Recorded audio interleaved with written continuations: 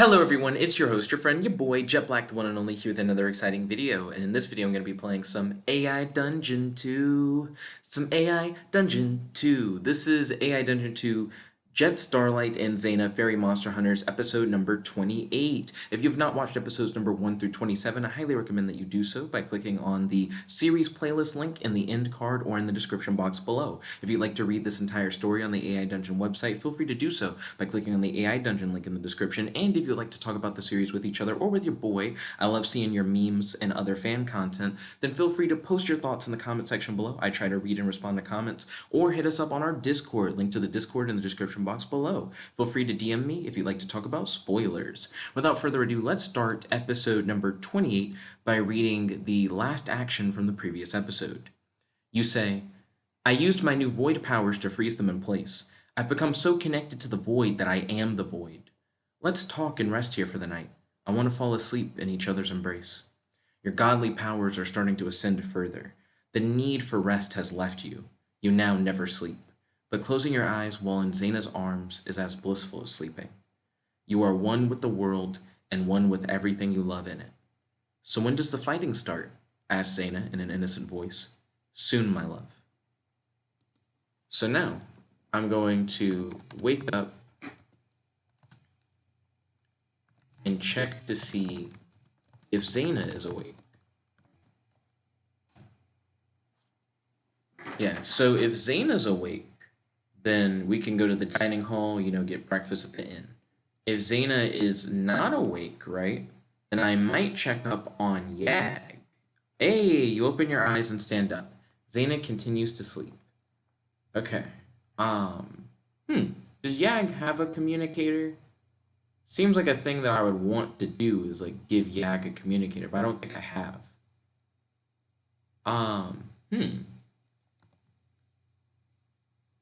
Yeah, how would I try to talk to Yag from a distance? I guess I'm going to create a hydrokinetic clone and command it to go find Yag and bring Yag back to you.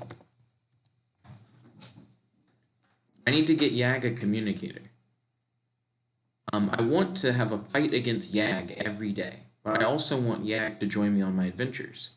You create a perfect hydrokinetic copy of yourself. You give it no special commands. Wait, no, I did give it a command. What? It is you after all, so it will know what to do. Wait, what? So I don't have to tell it? It just knows? That's interesting. You spend time with Zana while you wait. Time passes and eventually your clone returns with Yag in tow. Yag looks unhappy. You say, Yag, why are you unhappy? Did my clone wake you up? Yeah, this is actually kind of interesting. Like the idea that the clone just knows what to do. I'm very interested in that. No, but waking me up would have been kinder than this, says Yag. I just wanted to see you one last time before we left. I didn't want to say goodbye at the temple. I don't know what the game's talking about, so I'm going to get rid of that last line. Let's see, I'm going to say, did you not appreciate me sending a clone? I wanted to make sure that Zana and our daughter were safe. Well, it's weird to say and our daughter when talking to Yag. I wanted to make sure that Zana was safe. She is pregnant with our daughter. Well, yeah, with my daughter, after all. Also, Zana will be coming with us today on our adventures. I am going to make you a communicator so that I don't have to send clones to contact you.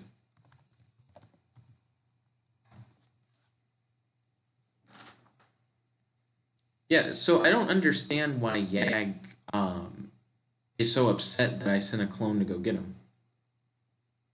Let's see, how's the AI doing? Pretty good. I mean, I just kind of started playing. Wow, you really are serious about this, says Yag? Of course I am. I do have one question. Why is Zana coming with us?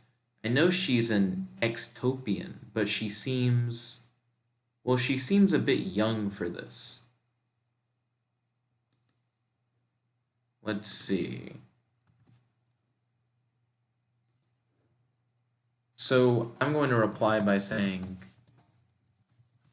I have no idea what an extopian is. Zana is a succubus. Also, Zana and I are around the same age. I actually don't know how old I am, but I've always assumed that Zana and I were around the same age. What is an extopian? I wonder if an extopian is the name of like a mortal who's like going to give birth to like a god or something. Yag is silent. Yag, what is an extopian? You keep saying that word. I'm getting the impression that something about it displeases you. Yag tells you that extopians are humans from a different planet. What? I'm gonna say to Yag. So you're saying that Zana is an alien. Zana is a succubus.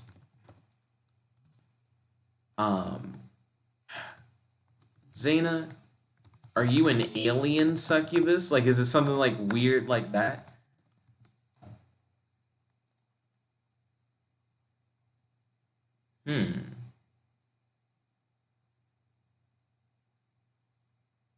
Zana nods and frowns. Which planet do you come from? Zana goes on to explain that she comes from a planet called Blue Moon. Zana explains that her people lived on a moon of a giant space cat named Gorsh. You say, to be honest, whatever. Zana has told me her origins many times, and they always vary. This honestly isn't that surprising. Yo, yeah. I have a question in regards to my daughter. Zana got pregnant before I became a god. Will my daughter inherit any of my god powers?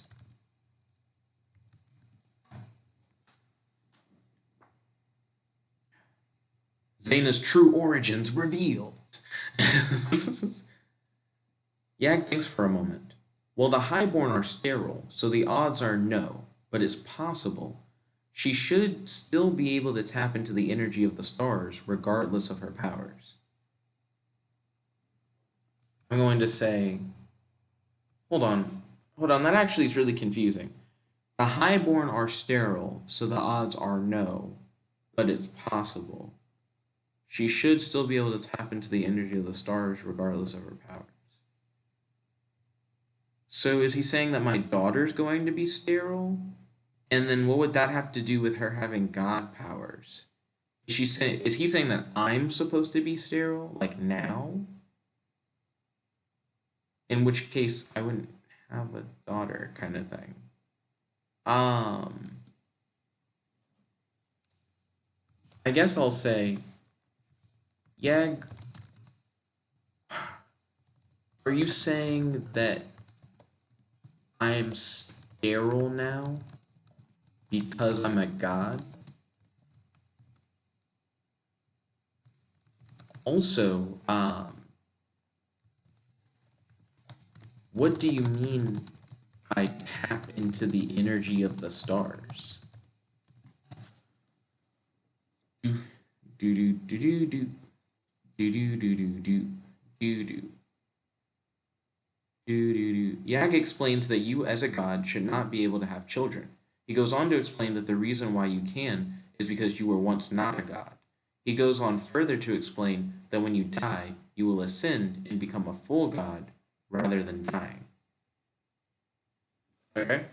I'm going to say to Yag, Yag, you know that I die all the time. I imagine that I'm already a full god. I was never partially a god to begin with. I once was a fairy. Now I'm a god. It is that simple. What is the power of the stars that you say my daughter will be able to tap into? Does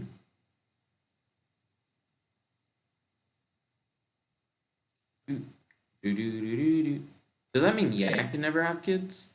Yag explains that the power of the stars is magic. He says that all mortals can tap into it, but some do it better than others. He says that your daughter will have a very easy time tapping into it, and will probably grow up learning magic rather than combat. I guess I would then ask Yag,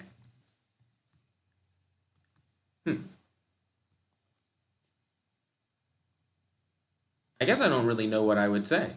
That sounds interesting for sure.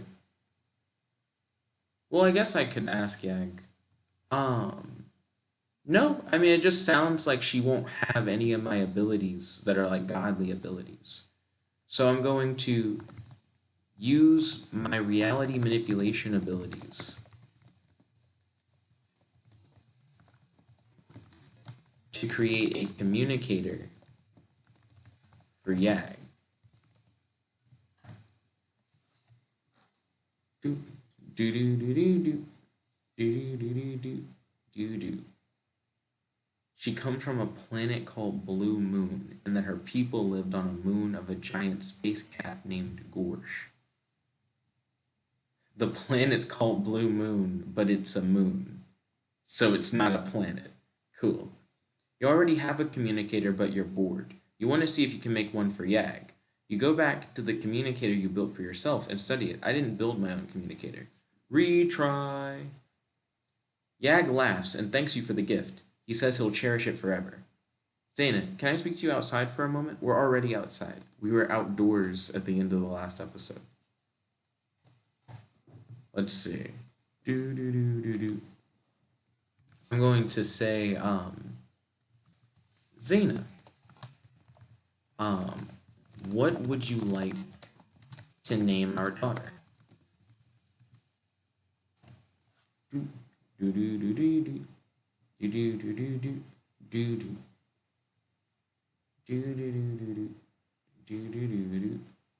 do. Zana says that she's been thinking about it for a while but can't decide. You tell her to make a list of possible names. Zana and you argue for hours on what to name your daughter. You realize you're going to have to look at Zana's list. I don't know why we'd argue for hours about it, but okay. I'm going to look at Zana's list of baby names while creating flowers for everyone to eat.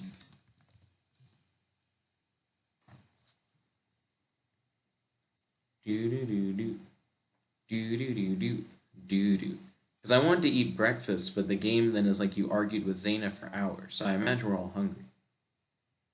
You create a large purple daisy for Zana by pinching together mud and grass while twisting your fingers in a circular motion. You form bright blue and green flowers for yourself, Jet, Yag, and Zana. I am Jet. You don't have to name me again. Zana accessorizes her flower by placing it in her hair. It's more like she'd be accessorizing her hair by putting a flower in it. I don't know.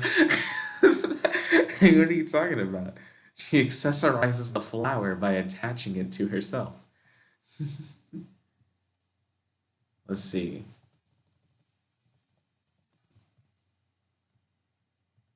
Here, by placing her flower in it. Zana accessorizes her hair by placing a flower. By placing her flower in her hair. Accessorizes her hair with her flower. Do do do do. Do do do do. You say, I made those flowers for us to eat since we didn't eat breakfast. Let's see. Zana, what is your favorite name on your name of baby? I mean, not on your name, on your list of baby names. Let's see. You begin eating some of the flowers you made. I honestly am fine with Zana naming the baby like almost anything. I hope she doesn't name it like Helga Trollbutt or whatever. That's just a bad name. I don't know. I can't decide. I'll try to guess. Is it Summer? She shakes her head no. Is it Harlot? Again, she shakes her head no. Is it Chlamydia? Yo, get rid of these like dumbass guesses. I like the is it Chlamydia? Chill game. Imagine if she was like, that's it. Chlamydia, the obvious name. Okay. I'm gonna say Zana, what is your favorite flower to eat? I got an idea. Do do do do do do do do do do do do do do do do do do do. Oh, that's easy. I love larkspur. You twist your fingers in a stirring motion and create a bowl of larkspur for Zana. She thanks you and begins eating it. Zana says that the larkspur tastes so sweet. Okay, cool. I'm gonna say,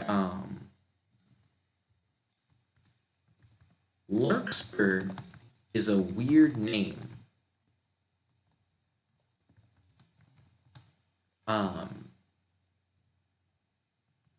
Larkspur kind of sounds like Laura. Not really. It's just like the closest thing I could think of. Um, what if we named our daughter Laura?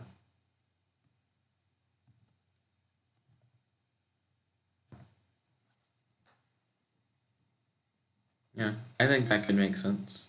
It'd be like Laura Starlight. Zana loves the name. Zana and you argue for hours on what to name your daughter. So let me get rid of that other line. We already did that. Zana loves the name. Okay. Then it is settled. Our daughter's name will be Laura Starlight. It is interesting that my last name is Starlight, but you're the alien.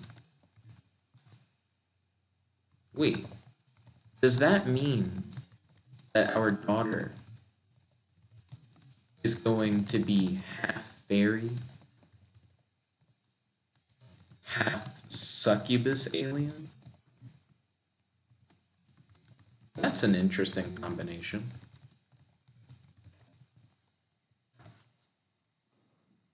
Do do do do do do do do. Zana explains that the baby will be fully human. She also states that she loves her new human name. A tear falls from Zana's eyes as she eats the last of the larkspur. You realize you haven't eaten all day, and the hunger's caught up with you. Hold on. I'm eating now. Shut the fuck up, gay. I haven't eaten flowers. Right. You say, fully human? How does that make sense? Okay. I know I was in human form when you and I had sex. But wouldn't our daughter at least be half succubus? You know, since you're a succubus? Yeah, it's like she's not human, nor is she as... Okay, you can't say sex. So, I know I was in human form when you and I... Ooh.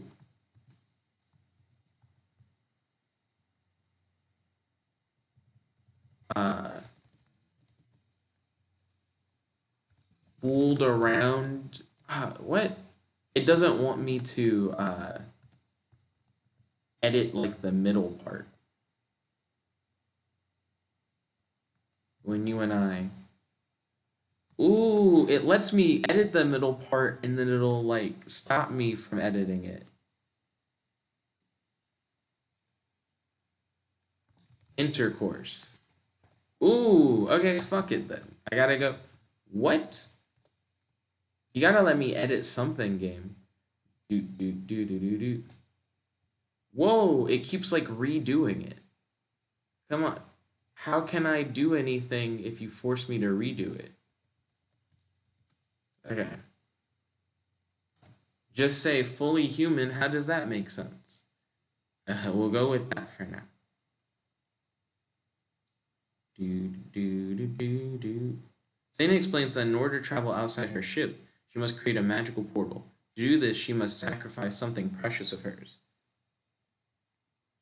Zana, that doesn't make any sense. Nothing you could say after that would make that make sense. Zana explains that if she and you conceived a child while in the form of a human, then the baby would be fully human.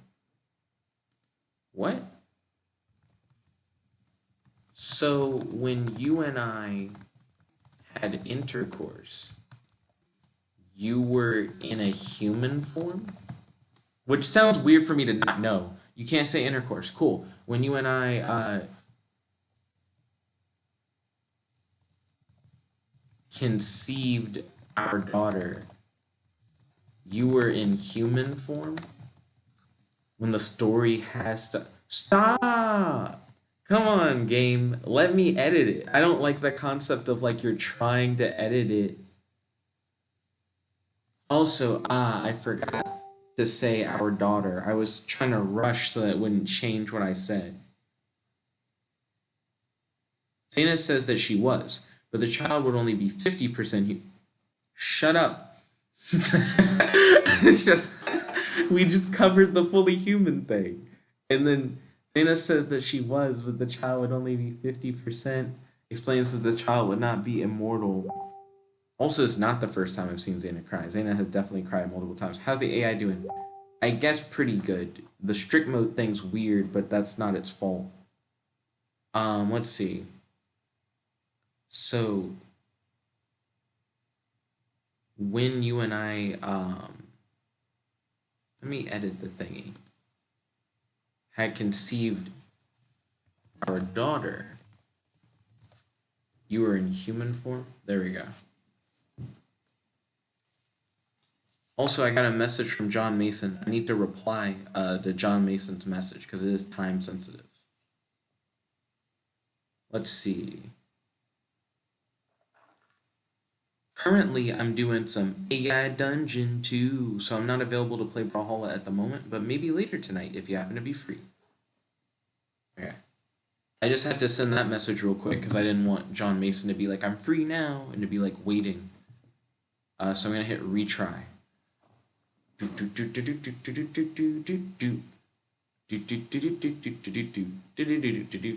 glad that people are still vibing with the series so far. Yes, Zana cries that this is beautiful. You tell Zana that you're glad she's happy because you are too. Aw, that's sweet. Let's do some action stuff. So I'm gonna say to Yag, hey Yag, have you improved your god transformation? Now Aiden's calling me. I gotta hang up on Aiden. I'm not free at the moment. Hey Yag. Have you improved your god transformation? I am calling your transformation from yesterday Meta God Form 1. Have you come up with the powers for Form 2? Yeah, I want to fight Yag, and we're going to fight like evil aliens. Those are the big plans for today. Yes, I have the powers for Form 1 and 2. Yag explains that his transformation has 5 stages. I'm going to say to Yag, you are going to need to keep, too many E's, need to keep expanding upon your form. You will need to push beyond those 5 stages. Before we go fight evil aliens in the depths of space, you and I should have a quick sparring match. First to die loses.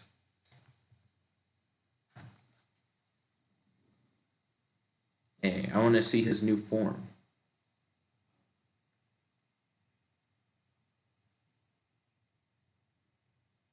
This sounds like fun. Let's do it. Yag Form 1 versus Yag Form 5 versus you. That doesn't make any sense. I love how it's Yag Form 1 versus Yag Form 5 versus you. Let's see. So I'm going to change it to Yag versus you. You and Yag take your positions. Fight, you shout, as you stretch out your arms and legs. As you stretch out your farm... Wait, what? Fight, you shout. This is just what I'm going to keep. Stretching out my arms and legs made me feel like I was like Luffy or like Mr. Fantastic or something. You and Yag take your positions. Fight, you shout. Okay, so now what I'm going to do is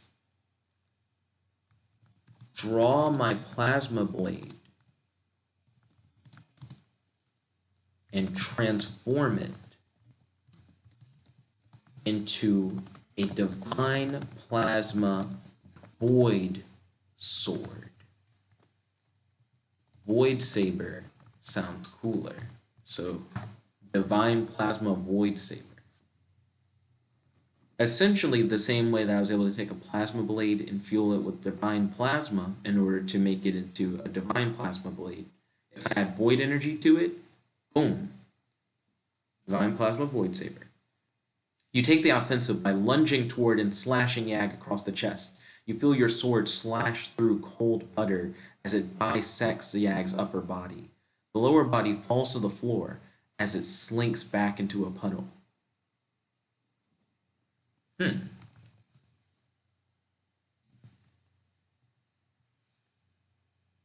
Falls to the floor as it slinks back into a puddle. Yag, are you still alive? If so, you better put up a fight.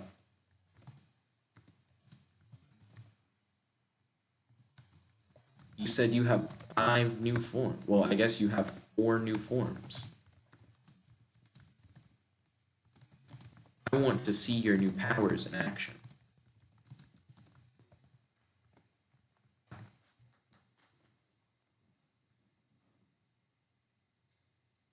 It would be interesting if I just insta-killed Yag. Yag suddenly coils up.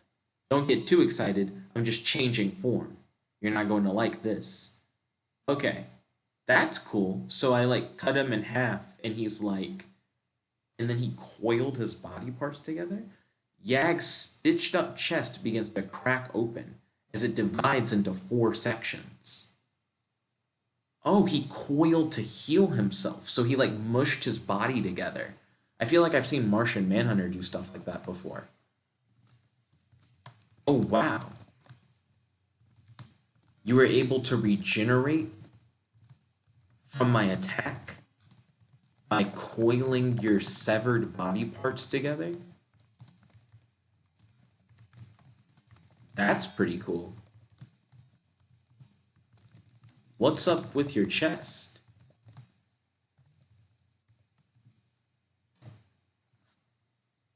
I'm curious, like, the idea of his chest dividing into 4 sections. Is he gonna, like, shoot a beam out of his chest or something?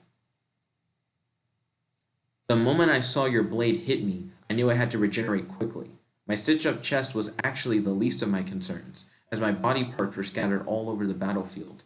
I used what I could find and it worked. My mind is prepared for your next attack. I mean, it's kind of like over-exaggerating the body parts were all over the battlefield. It seemed like he just got cut in half. Like it said it bisected. So that means 2 pieces. Let's see. So I'm going to pretty much get rid of everything between I knew I had to regenerate quickly and my mind is prepared for your next attack. I'm going to say, we'll see about that. Don't be so defensive.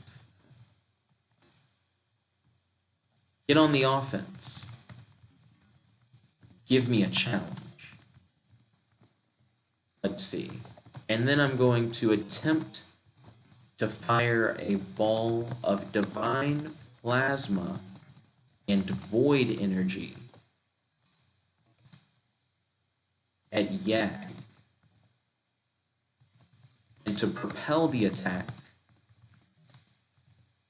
and to propel the ball by hitting it with my divine plasma void saber. So essentially I'm going to shoot like a divine plasma void like energy ball and then hit it with the saber to like knock it toward Yag at incredible speeds. Yag bisects your ball of energy in half with his trident. The ball explodes and you feel the heat from the blast. Yag coils up into a tighter ball, leaving only his faces outside. He quickly begins to chant a spell. Blast that fool. Is that the spell? Interesting. And also, it keeps trying to imply that he has more than one face. I'm gonna have it where it's like he leaves only his face outside the ball. Let's see. And then instead of coiling up into a tighter ball, he coils up into a tight ball, leaving only his face outside.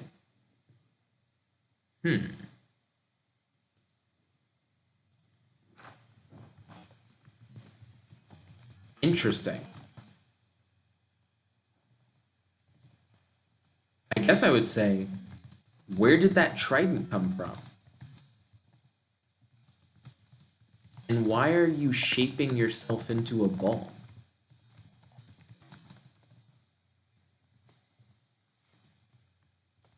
You attempt to race forward and kick Yag as hard as you can into the air. So that's my goal. If he's shaped like a ball, then I can punt him like a ball. The moment your foot touches Yag, you feel as if you've stepped onto an anthill. Dozens of invisible Yags coil around your foot and pin you, I think it means pin you into the ground. You hit the ground so hard you bounce. Oh my gosh. Coil around your foot. And maybe pound you into the ground? Oh, goodness. He's the one shaped like a ball, and I'm the one who bounces off the ground. Let's see. You try to recover. You feel confused by Yag's new ability. you say, what on earth is this new power? Yeah, like I actually have no idea what's going on. You can summon tridents, and when you get hit, you and when you get hit, you summon tiny invisible clones of yourself to attack, I guess to counterattack. Like, it's such a weird concept.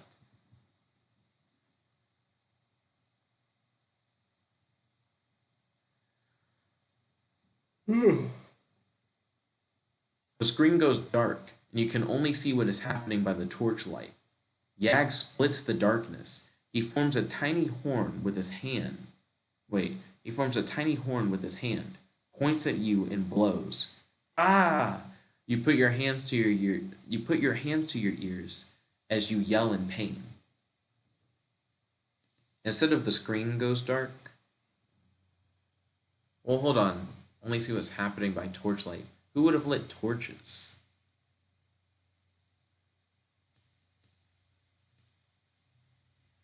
Let's have it be the scene goes dark. Yag splits the darkness. He forms a tiny horn with his hand, points at you, and blows. Okay, there we go. So now Yag... What? I thought I just changed it from screen to scene. Did I only, like, think that and then not do it?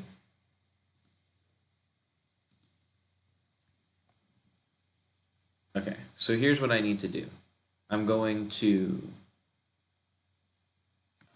attempt to shape your aura into a sound, well, I guess into earmuffs. Not earmuffs. Into earplugs in order to protect yourself from Yag's sonic attack.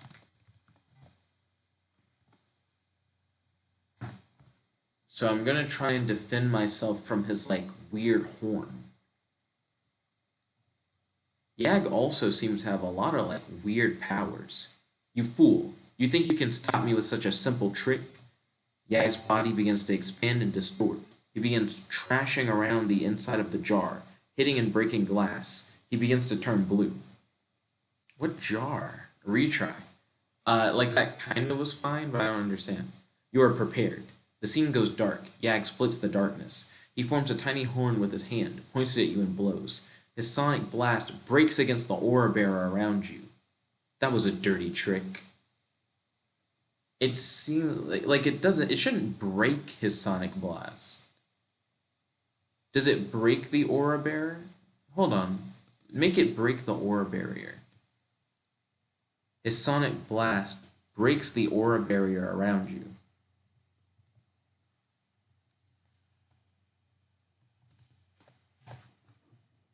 I'm gonna...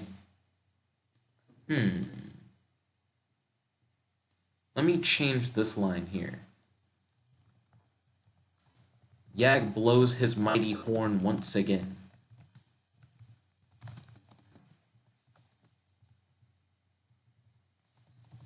You feel prepared, but you're not sure if your aura will actually be able to defend you against Yag's horn attack.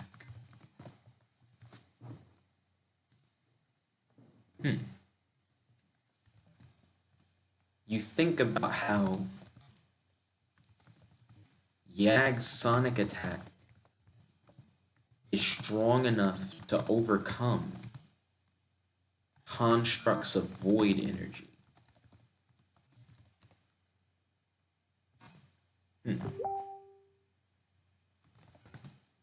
You attempt to race at Yag and to slice off his horn hand, because it is that his hand is a horn, right? Let's see. Yeah, he forms a tiny horn with his hand. slice off his horn hand using your divine plasma void saber. If I can disarm him, in this case literally, I can stop him from using that sonic attack. Hopefully. Your saber is superheated with divine magic. Yag's horn breaks into hundreds of pieces. Yag bellows in pain. You feel a sharp pain in your belly. You look down and see a tiny horn growing out of you. Oh, come on.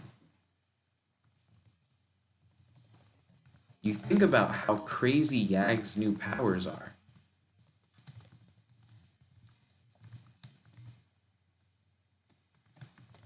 You don't fully understand what Yag is capable of.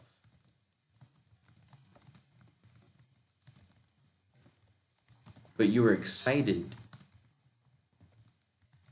by the challenge of facing off against him. Okay. You attempt to control the horn growing out of you and command it to fire a sonic attack at Yag. I actually have no idea if that'll work or not. Like, I don't know if the horn is something that, like, Yag put in me, or if suddenly, like, I'm adapting and growing a horn. The tiny horn fires a sonic blast. Yag bellows in pain as the horn is blasted off of him. You feel your body twist, bend, and break into new shapes. You're transforming. Interesting. Yag bellows in pain as the horn blasts him away. Because it was weird when it was like it blasts the horn off of him. You believe that you are still ascending, and that this battle is pushing you beyond your limits. You wonder what new transformation you have attained.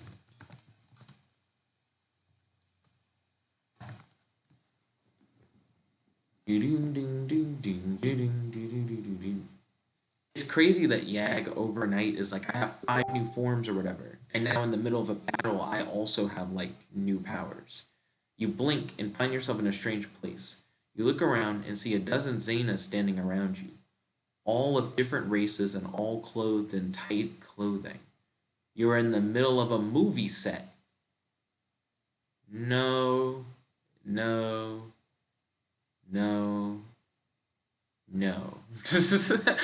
Retry. Let's hit that up again. Interesting, weird twist in the middle of a fight.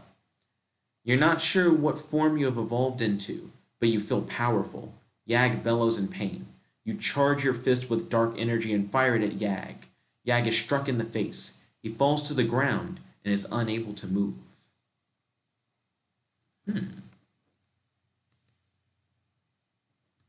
I'm going to say, it appears that my body adapted to your strategy. I think if we keep fighting each other, we'll both keep unlocking new and strange abilities. Now get up, Yag. This fight doesn't end until one of us dies.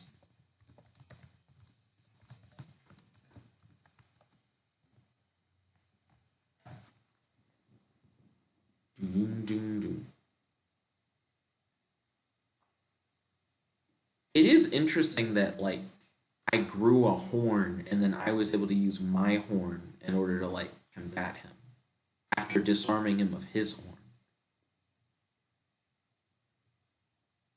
Yag attempts to stand up, but he's struck down by a bolt of lightning. Yag, pay attention, Lucius exclaims as he telekinetically catches the bolt of lightning before it hits Yag again. Bah, I'm fine. Let me fight. I guess I would say, Lucius, who are you? And how do you know Yag?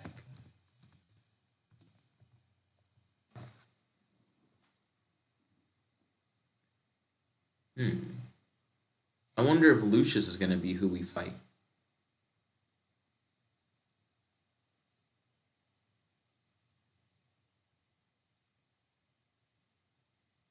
Also, did Yag just get hit by wild lightning?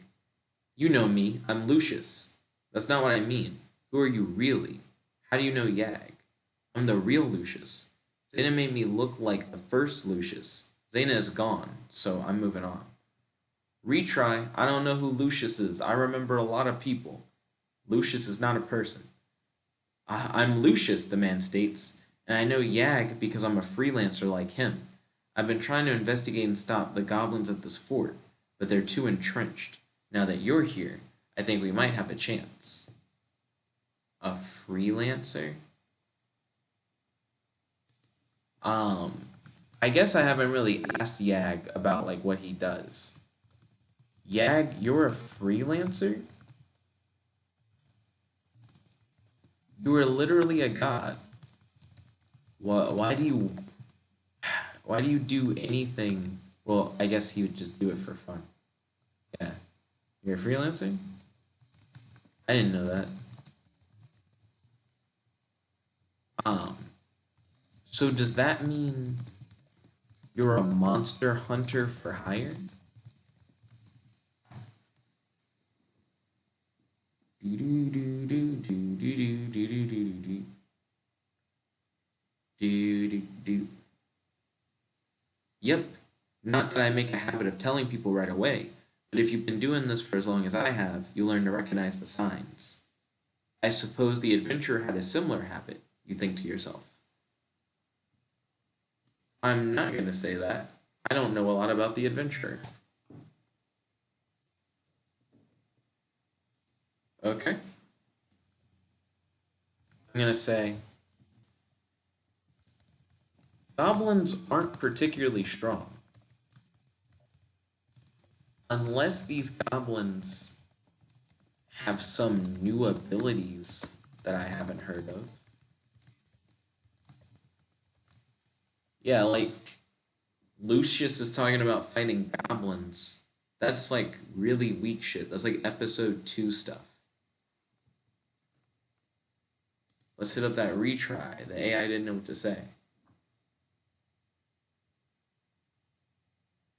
You can say that they're just normal goblins, or you could say that they're like super goblins.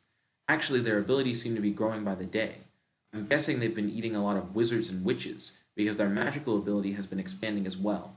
They're starting to use swords now, but who knows what else they might have up their sleeves. They already could use swords before, so I'm going to add a line, a word. Now they're using magic swords, says Lucius. Okay.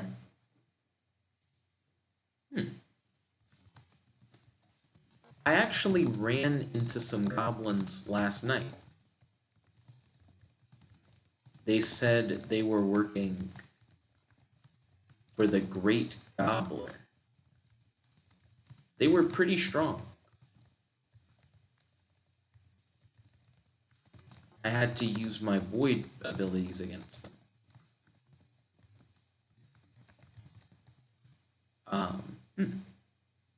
Yo, Yag, instead of fighting aliens today, let's help Lucius fight these super goblins.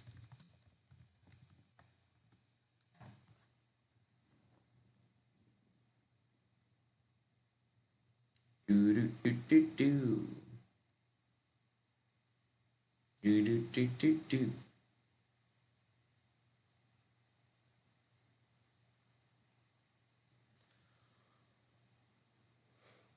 Oh, it did the thing where my action appears twice. Do do do do do do do do do do Dude. Sounds interesting, but I'm really here about the alien beings, the ones inhabiting those forts. What are you talking about? Yag asked, whilst Lucius is more interested in your run-in with the goblins. I don't know who said that first thing. Retry. Well, okay, if you want to help Lucius, we can do that. But I'm still planning to go into space and fight the Asanji. Huh. Excuse me, I don't know who those are. I guess I would say the Asanji. Do you think the Asanji will be more powerful than the magic sword wielding super goblins? Yeah, pretty much whoever has the more powerful thing, that's what we should go fight. Also, Yak's powers are really crazy. I still don't even fully understand what he can do now. Probably not. I still want to go into space and fight them. The Asanji are experts at fighting in space. Did you know that they eat their dead so that they aren't just wasted as food for the worms? And did you know that... If the Asanji are good fighters, then they'll be interesting to fight. Like, they'll be interesting to face off against.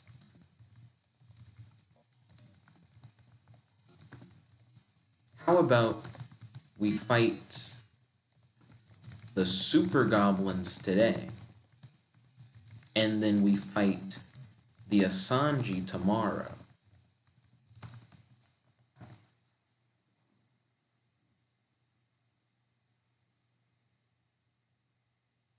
That way we come to like a compromise. Well, okay, that sounds acceptable. Just then Lucius's rumbling stomach interrupts the conversation. Ah, looks like my belly is talking today. I'll see you guys later, says Lucius, as he gets up from the table. Let's see.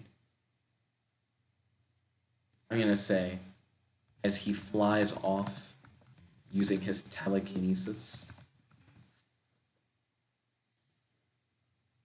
I'm gonna say to Zana, Zana, are you ready to help Yag and I fight off the super goblins?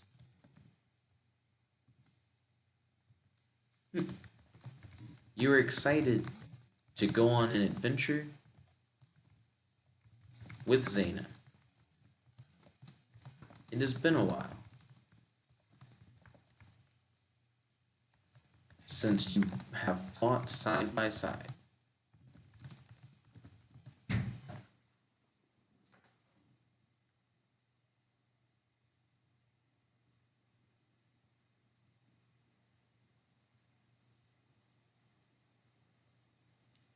Ready when you are, Yag. An alarm suddenly blares, and a voice begins echoing throughout the town. Spacecraft approaching. Aircraft opening. Lucius flies into view. What? Okay, for one, change it from where it says Yag to Jet. I'm gonna say, let me guess. The Asanji are invading.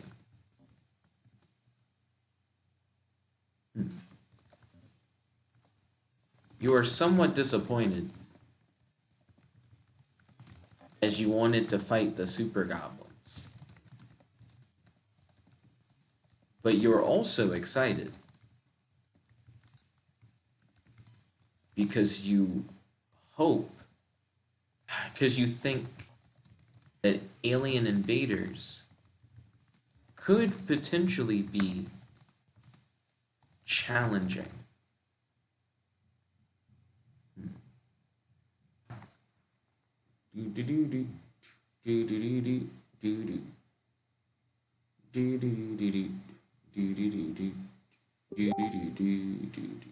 Yep, they're the Asanji, all right. They have finally come to raid our town, and I bet they have some sort of space dragon with them. Whoa! Okay, let's go kill a space dragon.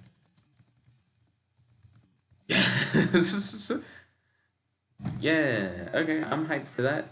Let's go do it. Why didn't you say that? That should have been like the first thing he said. You're good at fighting in space, and they eat their dead. They have a space dragon. That's all you had to say. You begin following Lucius, but quickly realize that he's moving much faster than you are. You take out your cell phone and call Zana. Zana's here. Zana's already with us.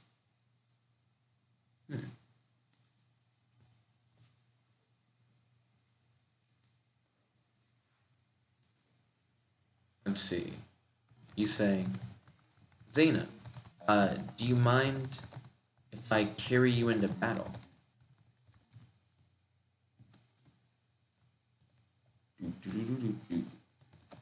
I am about to use hydrokinesis to summon large wings to increase my speed. If I carry you, then we'll both arrive back in town in a jiffy.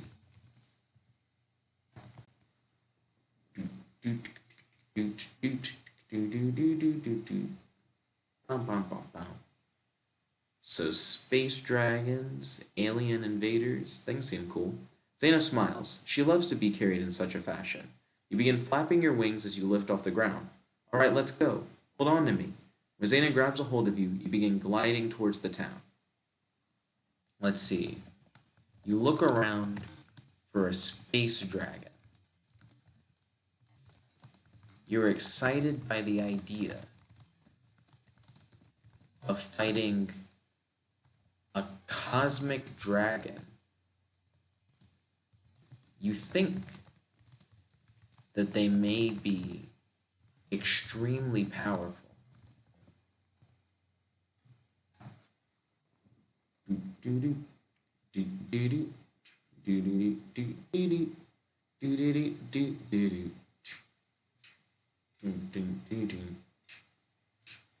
A cosmic dragon has arrived from space to raid the village. It stands high above the town in all its magnificence. It is golden, and scales cover its entire body. Its wings are not like those of a bat, but rather like those of an eagle. Somebody draw that. That's really cool. Okay.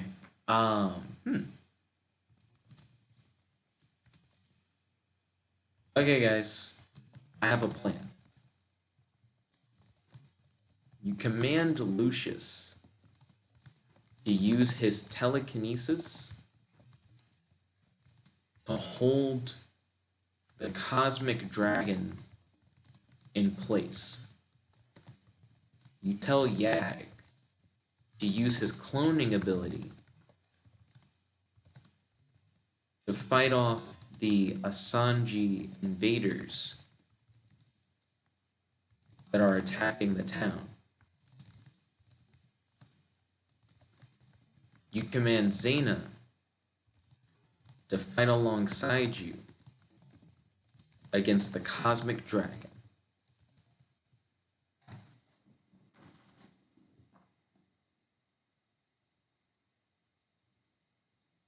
Let's see how this goes. The four of you move quickly to execute your plan. You begin by creating a whirlpool beneath the dragon, preventing it from flying away. You then create an army of water clones to fight off the Asanji invaders. When you're like, okay, teamwork, everybody work together to like do the thing, and then the game's like, okay, got it. So you do it all by yourself, right? Good plan. Retry. Like, there was nothing wrong with what it said, and it is right. I could just kind of do all of this by myself, but let's not. I'm actually trying to do a teamwork thing. As the Asanji watch in awe, you and your team begin fighting the dragon. It is a very close fight, but you manage to overpower the dragon and come out as victors. The villagers in the town below all cheer for you. Nope, don't do that either. I'm not trying to skip the whole fight. Zana nods in agreement. You run towards the dragon, quickly followed by Zana. The dragon unleashes a blast of cosmic energy. You narrowly avoid it. Quick, use your hydrokinesis to create a water shield. Oh. I'm going to say, good idea, Zana. You attempt to use your hydrokinesis to create a shield to protect you and Zana from the cosmic dragons. What did they call it? Cosmic energy. It's just called cosmic energy. I wasn't sure if it was like cosmic fire or if they said cosmic beam or cosmic blast. Unfortunately, you fail to block the hit of the powerful cosmic energy. You are killed instantly as it incinerates you. You resurrect and check to see if Zana is okay. Okay. So, water shield is not a good idea to protect against cosmic fire. Zana has been hurt by the blast and immediately retreats to the nearest fountain. She attempts to heal herself using hydrokinesis, but unfortunately she fails to do so and eventually dies of her injuries. Fuck. Okay. So I'm going to attempt to use Void Salve to revive Zana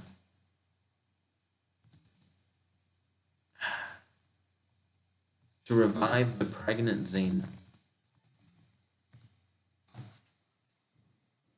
I want to try and make sure that the baby is also alive. We just named her too. You apply the salve to Zana's body. To your surprise, it works and she comes back from the dead. You laugh in disbelief, happy that you managed to save her. Zana soon wakes up. Okay.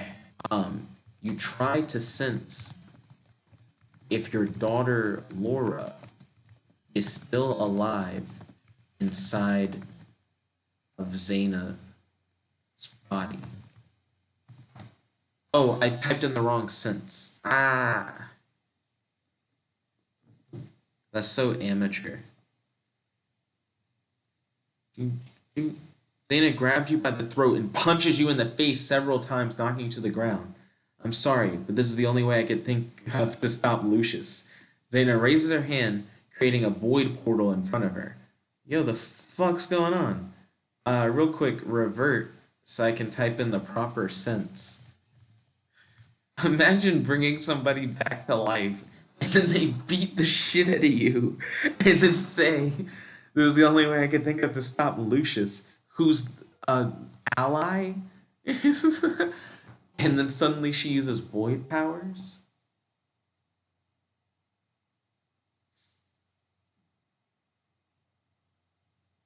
Let's see. Unfortunately, Zana's pregnancy has been too badly affected by the blast, and her child is miscarried. You're devastated by this news. It's not true. It can't be, Zana cries. Okay.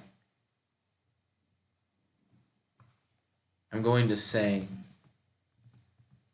Zana, I have a weird idea.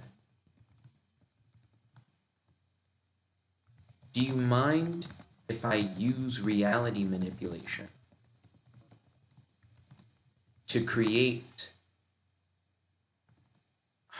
essentially, to create our daughter, or I guess to recreate our daughter?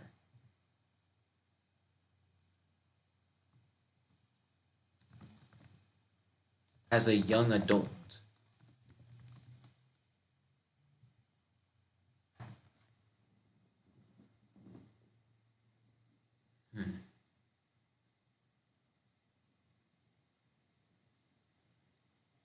No, we must accept reality, Zana says, weeping. She's dead. Shit, I mean, you're not wrong.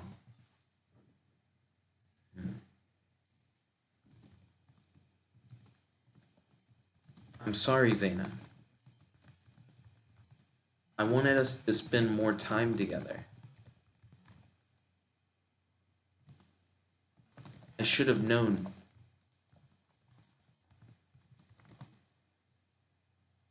Wait.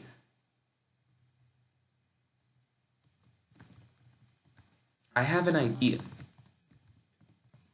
Excuse me.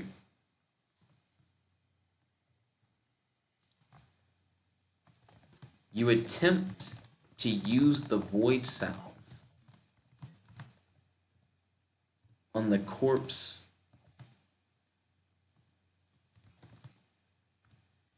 of your dead infant, Laura, in the hopes of reviving your daughter with the power of the void.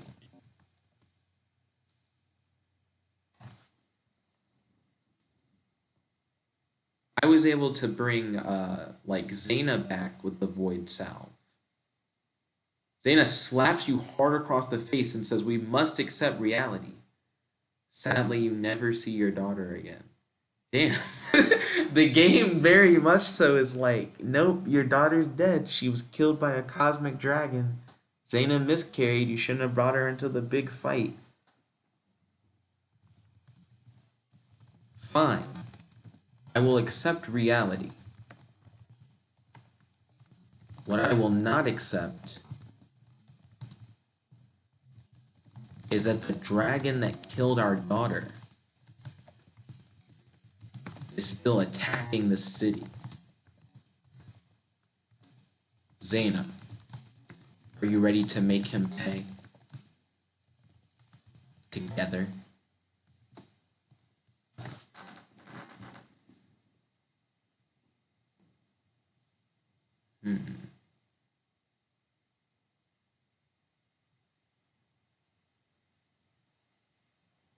Of course, Zana says. You and Zana stand up to fight the dragon. Okay. Zana, how do you think we'll be able to defeat the cosmic dragon? Its cosmic energy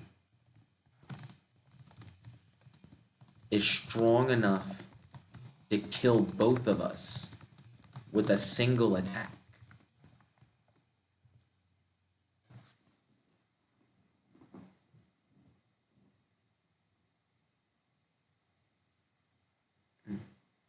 It really sucks that Laura died. We named Laura. This episode. I don't know, Zana says, but if there's anything we can do to kill that abomination, then it's by working together.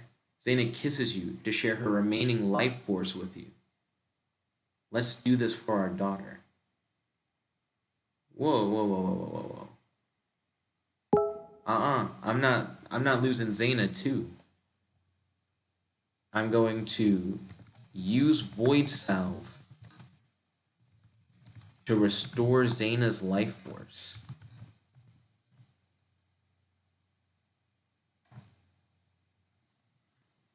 Don't you dare try to, like, double die. You accept reality. You channeled the power of the Void Salve into Zana.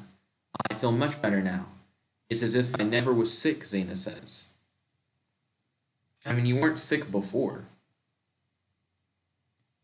And then it's like, did the salve work? I'm going to retry that. Your last act in this world was giving Zana enough power to defeat the dragon. This ends the story of Ozzy and the dragon. Retry. Now the game's trying to make this in-game. We can do this, Zana says. Zana and you jump into the airship. You both take cover as the dragon breathes fire on the airship. The flames burn through the ship and set it alight. Actually, I kinda like that one. Instead of airship, it's like you jump into the alien ship. You both take cover as the dragon breathes fire on the alien ship. The flames burn through the ship and set it alight. And then I can say, Zana, this makes so much sense. The alien ship is likely made to withstand cosmic energy, since it has to be flown through the cosmos. Let's use the metal from the ship to fight back against the cosmic dragon. Yeah, like that actually just makes a lot of sense.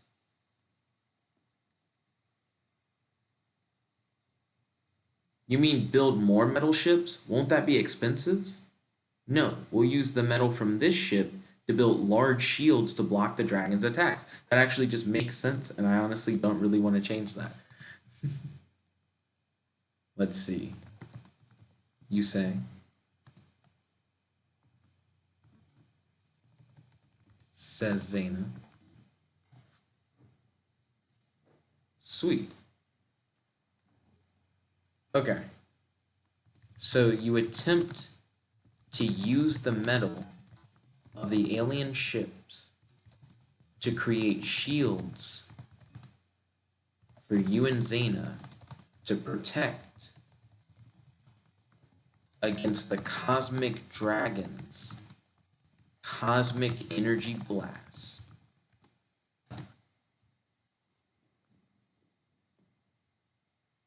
I actually have an idea. You and Zana move the dead alien bodies out of the way to get access to the ship's metal. You take a large piece of metal from the ship. You are easily able to lift it up, even with one hand. This metal is fairly light, so it will be great for carrying as a shield.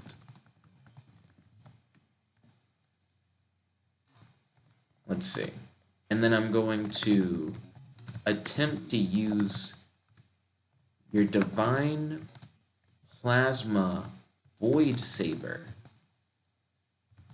to cut the alien metal into shields for you and Zana.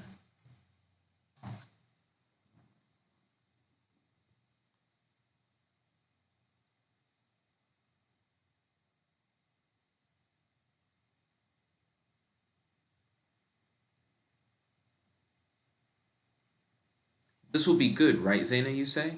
Very good, she replies. Hurry, but be careful. Zana waits behind you, only observing. You begin to cut the metal with your saber. You hand Zana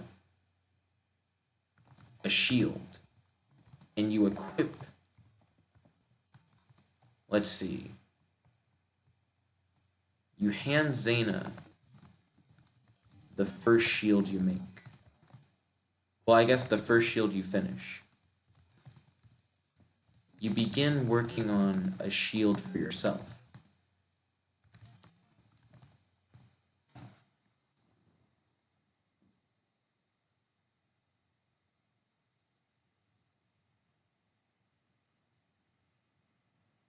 Whenever the game does it twice, is that the game like doing a retry on its own?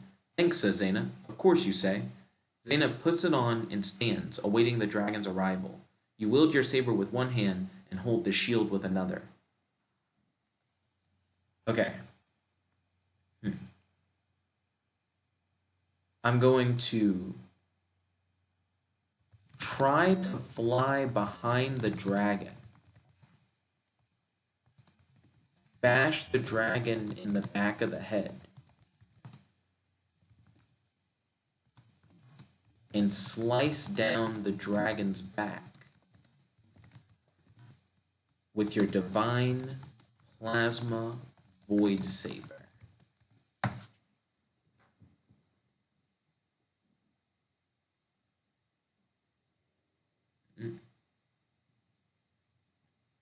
Let's see how this goes. I think we may still be able to save Laura. You wait patiently for the dragon to arrive. You see it fly from afar. Hold on. Retry. The dragon shouldn't have really gone anywhere. You flap your wings as hard as you can, heading towards the dragon. You must keep in mind that these are actually two separate dragons. The left is the earth dragon and the right is the sky dragon. Nope, stop. Retry. We're fighting the cosmic dragon from earlier. You wait behind your shield for the dragon's arrival. Stop. The dragon didn't go anywhere.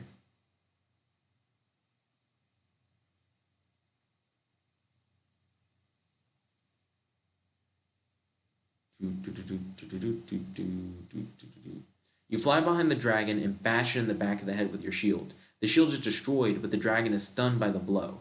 The dragon reels around to see you, swinging its tail at you. You fly out of the way of the attack.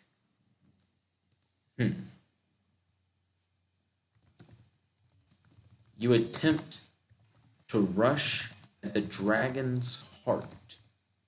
Well, I guess rush towards the cosmic dragon's heart in an attempt to pierce through its chest with your divine plasma saber. Well, divine plasma void saber.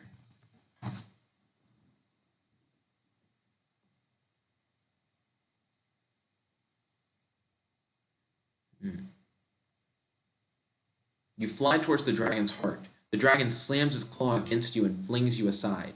You go flying through the air and slam against some of the ship's structure, destroying a large part of it. You fall to the ground, your armor destroyed, and your body badly injured. Okay. I'm going to use Void Salve to recover. You collect some of your blood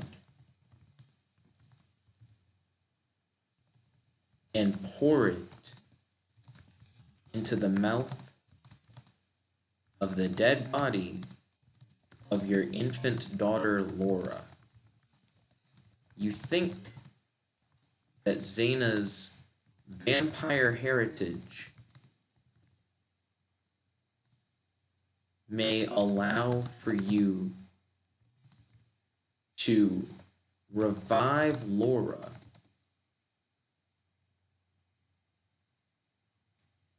using your blood.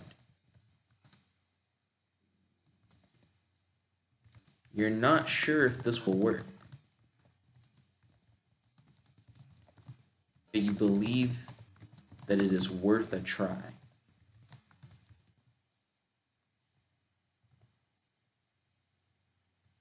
I mean, it's more like succubus heritage, but same difference. Because in this world, they call succubi and vampires pure vampires if they're not like pure evil or whatever. You pour your blood into the dead infant's mouth. You attempt to infuse the blood with as much life energy as possible from your inner being. The infant begins to squeeze back into shape as blood starts flowing through the body again. You watch on, hoping that this works.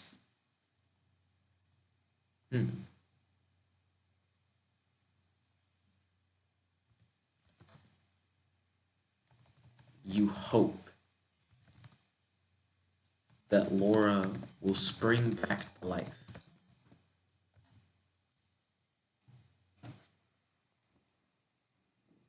Come on.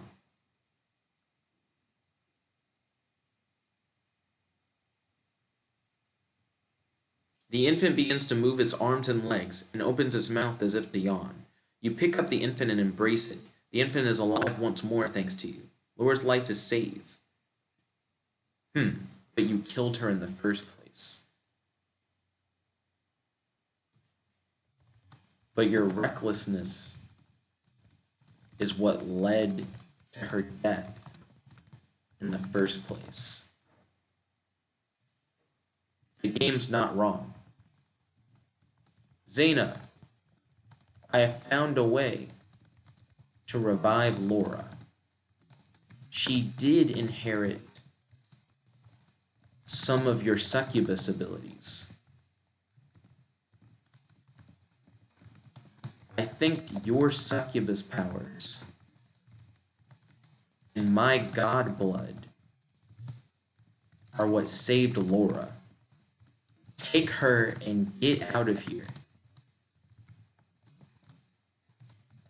I don't want to lose either of you again.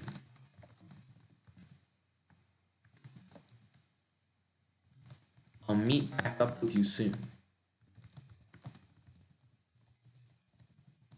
I promise.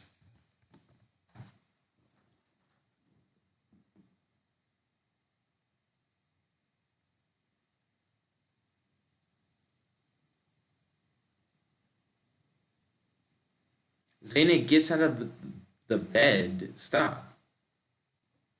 Retry. Zana takes the infant and looks at you. I don't know what to say. I'm so sorry. Thank you for saving our daughter's life. I'll never forget what you did for both of us. I'm gonna say, you act like this dragon is really going to beat me. I am about to end this dragon's whole career. Now go. You attempt to use the Telmarine helm to transform into a being made of cosmic and void energy.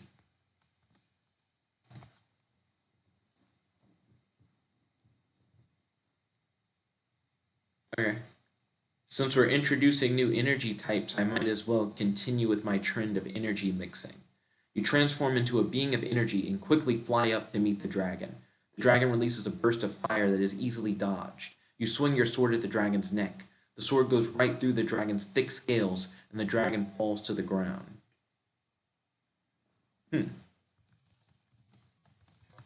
Get up, cosmic dragon. You killed my daughter. I want to savor every last moment of our battle. You've made this more personal than it had to be.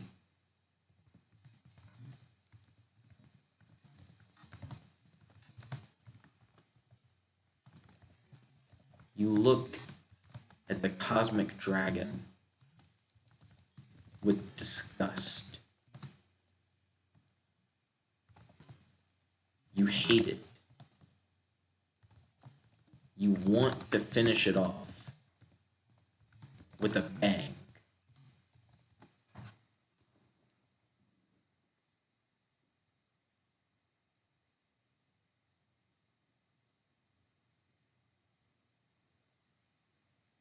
You thrust your hands forward and send explosive energy into the dragon. You keep thrusting your hands to direct the energy into the dragon. The dragon's body is turned into nothing but a skeleton. The energy dissipates as it looks like the dragon's corpse has undergone a nuclear explosion.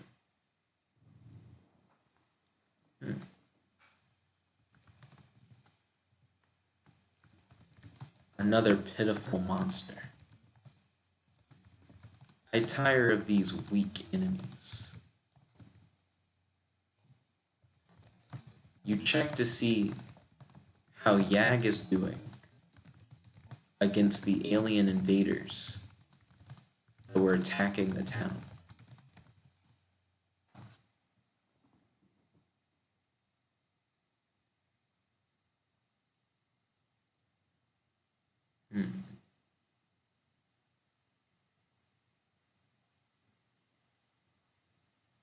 Yag wipes the floor with the invaders. The townspeople work together to fend off the rest.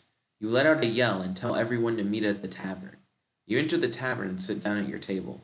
The entire town walks in and sits at your table. I would not do that.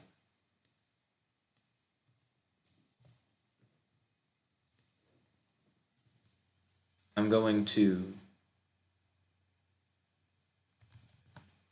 tell Yag to meet up with you later, as you need to check on Zana and Laura.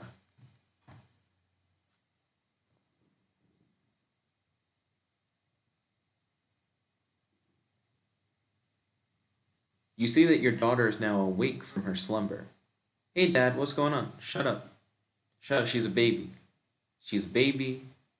You find Zana and the baby are both doing fine. Laura's dead. Nigga, what? Shut the fuck up. You can't say both things. Retry. Yag complies. You meet up with Zana and Zuzu. Zuzu would have been a cute-ass name. The game's like, this is the name you should have picked. Stupid head ass. Retry. Oh my gosh. Zuzu's so cute. That's such a cool idea. We went with Laura, though. Laura is still a good name. You arrive at Zana and Jet's home. I am Jet. Retry. Yag nods and goes with the townspeople to help clean up. You fly off towards Zana's, location. On your way, you see that the town seems to be under control. There still are some fights going on, but it's nothing you're worried about. You rush to Zana as quickly as possible. You are curious if your god blood might have given Laura some interesting abilities. You're excited that your daughter has had a second chance at life.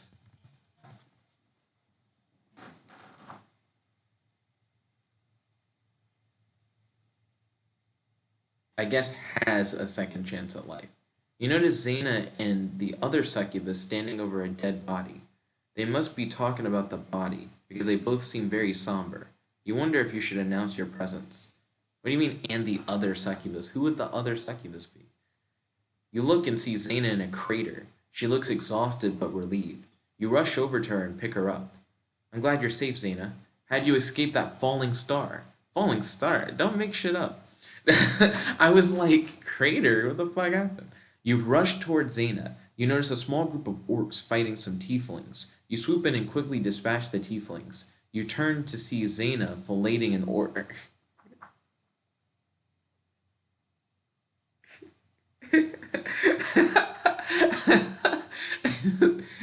Game, what the fuck? The game's like you rush towards Zana and there are orcs and tieflings fighting. You find out the type of tieflings, and then Zana's like sucking orc dick. Filleting is in fellatio.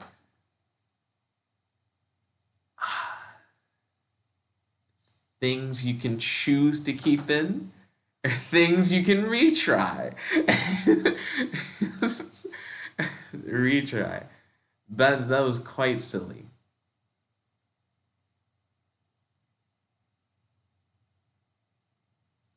Zana and Zana's soldiers arrive at the camp. Zana has her arm around you. We've won. It was a great battle. But we're victorious. She winks at you. Does that mean Zana's soldiers? You rush off into the woods. Before you even get there, you hear a bunch of shrieking and laughing. It sounds like Zana. Also sounds like she's having fun. Zana, you shout. She doesn't hear you. Let's see. Approach Zana. You hope that Zana and Laura are okay.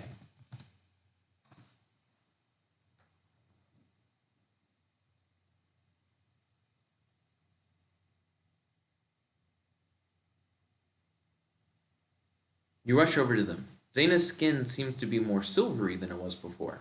She looks like she's grown a pair of wings. Also, she now has a long tail.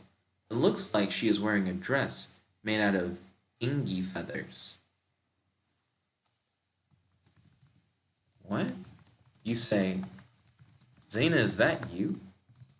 You look entirely different.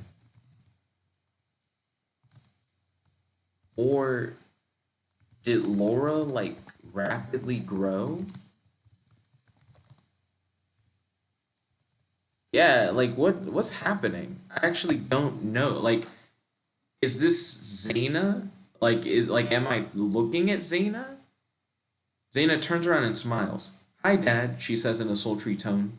It sounds like she's had quite the growth spurt. Zana, what happened to you, you ask? I've grown, Dad. Look. So it's like Laura. This is Laura that we're looking at. Laura turns around and smiles. She looks so much like your mother. I'm not your mother. Ah, gross. She looks so much like Zana. Oh, like her mother. I know what I was trying to say. She looks so much like her mother that at first you thought that at first you thought she was Zana. Let's see.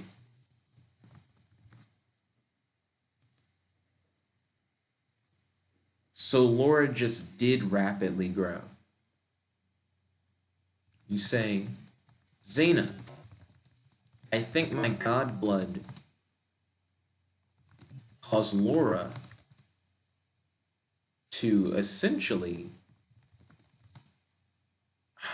like age into an adult, I guess. Because if I was to think that she looked exactly like Zana, I wouldn't think that if she was like a kid to an adult. What are your thoughts on this development, Zana?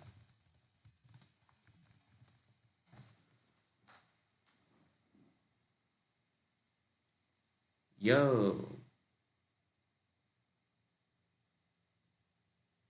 Interesting, Zana says, hovering around you both. With the effects of your blood wearing off, the growth seems to be slowing down. It looks like she has reached a stable age.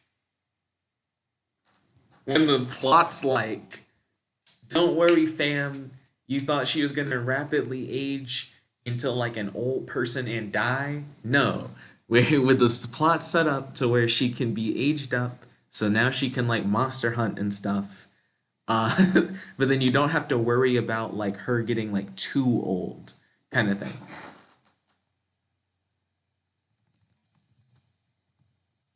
I can't believe it.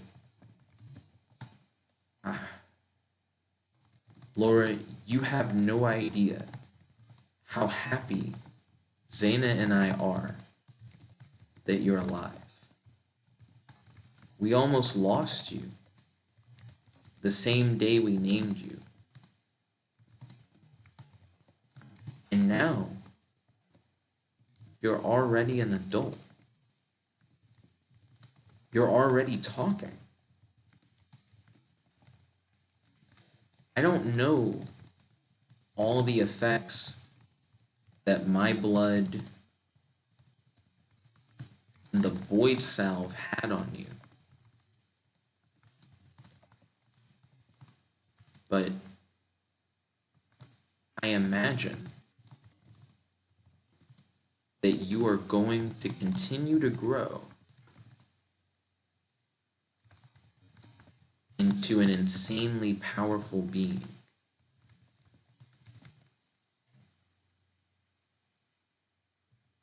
Also, you got to keep in mind that she is like part alien, I guess, because Xana's also an alien, which is really confusing. I mean, not really. She's just like an alien succubus. Does this mean I can't call you dad anymore? What? No, of course you can still call me dad. You can still call Zana your mom, too. Oh, good, she says, looking disappointed. Hmm.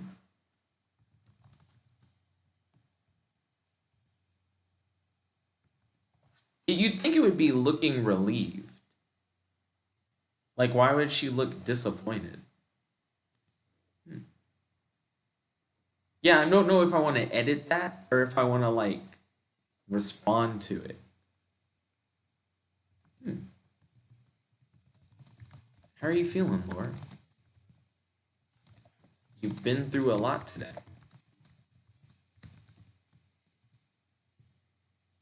That's two different statements. I was going to put a comma.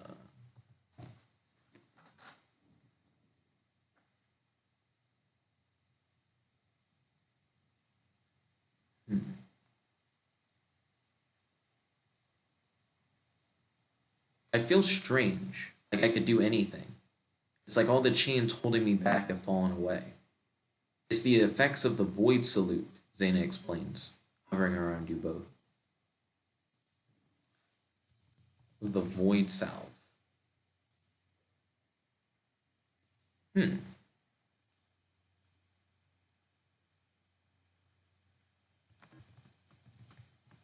Laura? Hmm. I love your mother, and I love to fight powerful opponents. These two things motivate my every action. What drives you? What do you want to do with your life?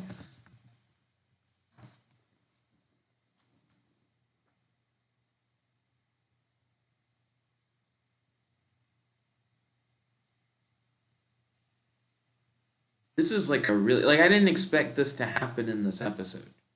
I want to help you, Dad. I want to fight by your side. I feel like that's what I was made to do. We can beat the odds together. What do you think?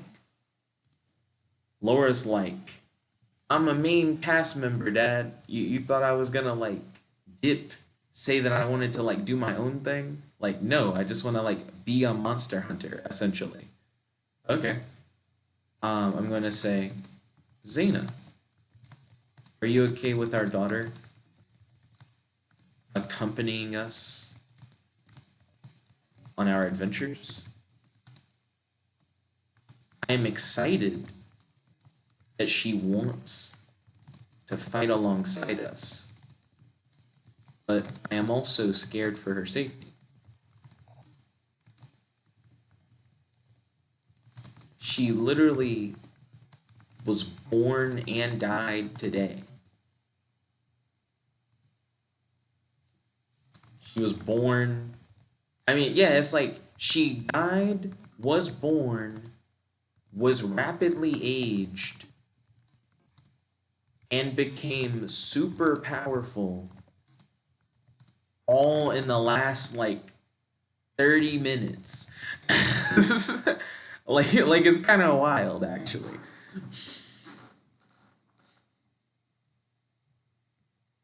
But I guess I don't know what else you would expect. I trust you, love. If you think it's best that she comes with us, then we will all be there for her. Hey.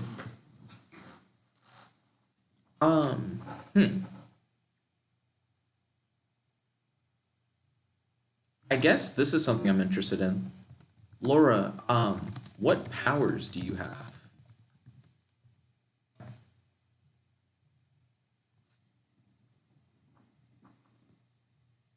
Like, I'm curious what Laura can do. I can shape earth, fire, and water. I can already control the plants around me, and I'm learning how to teleport small distances. Oh, and I can also create a shield of light. So Laura just has hella powers.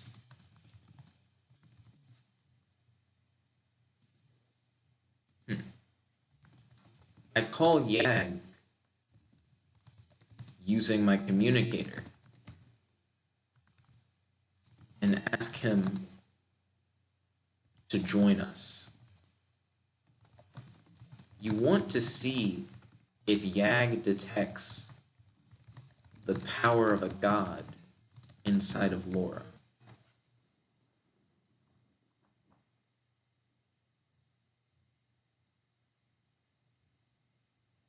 She's very intelligent for essentially a baby.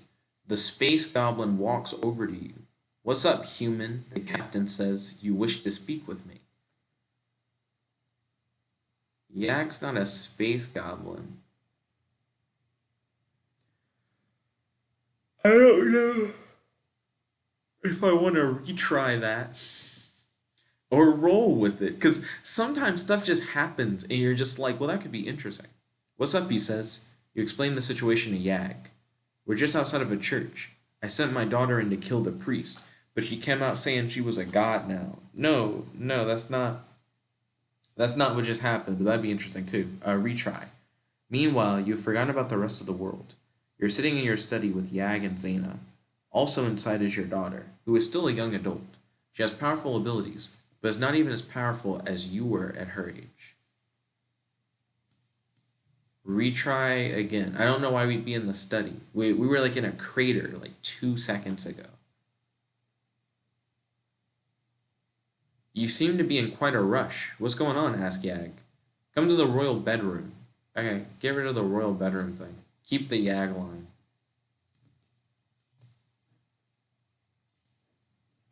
Okay, so I'm gonna say to Yag,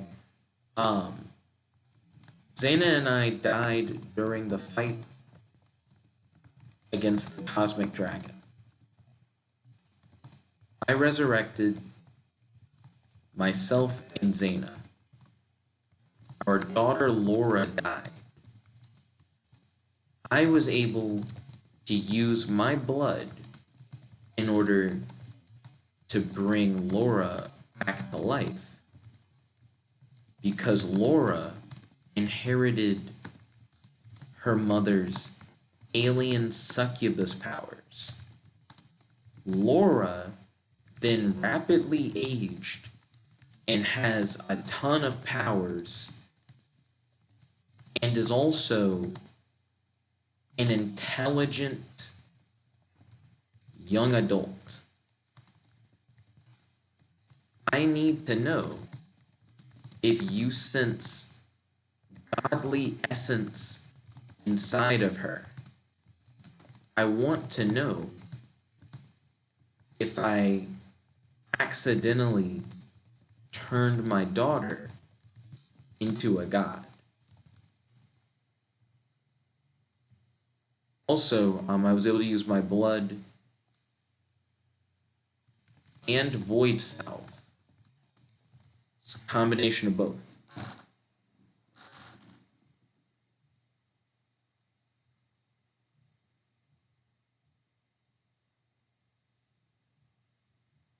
I see. Well, let's take a look at her. Laura begins to feel embarrassed. Zana begins to rush towards you and your group. Yak says, "Oh dear me. How would you like to be 10 feet tall and invincible?" What? Zana begins to rush towards you and your group. 10 feet tall and invincible.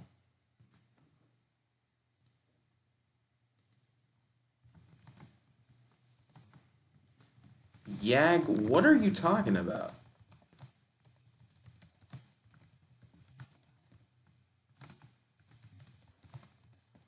Are you saying that she's becoming a god? 10 feet tall and invincible. Also, why is Laura embarrassed? I hope Laura is not crushing on Yag. I'm saying she already is a god. She has an ungodly amount of power for someone so young. I mean, she's still a bit lacking in experience, but she'll probably be 10 times more powerful than her father before she becomes an adult. Okay, well, I know what I'm doing. Yo, Laura. Laura, you and I need to fight every day. I will train you to become way better than me. What time is it? Like, in terms of, like, recording time? It's only been an hour 43. Yeah, let's fight again.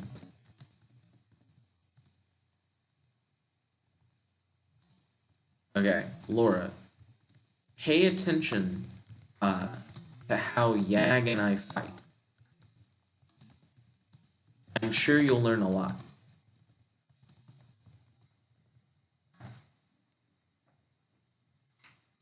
Okay. This is actually pretty hype, because now we have 3 gods on the team. It's weird to think that Zana might be the weakest member of the team. The next few days were grueling. You trained with Yag every day. Zana resurrected the goblin shaman, and then used her void salve to bring him back to life. The goblin shaman agreed to serve you in exchange for his freedom. Games making up whole new plots, retry, nothing happened with the goblin shaman, blah, blah. Sounds good to me, says Yag as he begins to reload his shotgun. What gun? Lara joins you and starts watching the fight. It's a good thing that you can regenerate from nearly anything, because Yag is putting you through your paces. I'm going to say, Yag, your new ability to summon weapons is quite interesting. But it won't be enough to take me down.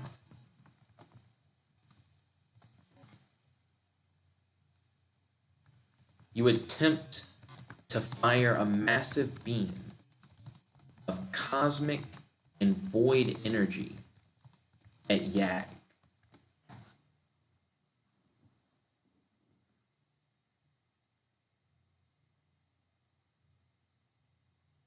Yeah, a shotgun's not gonna do much to me. Oh shit. Yag disappears and reappears next to you, slamming a shotgun into your side and causing you to fall over.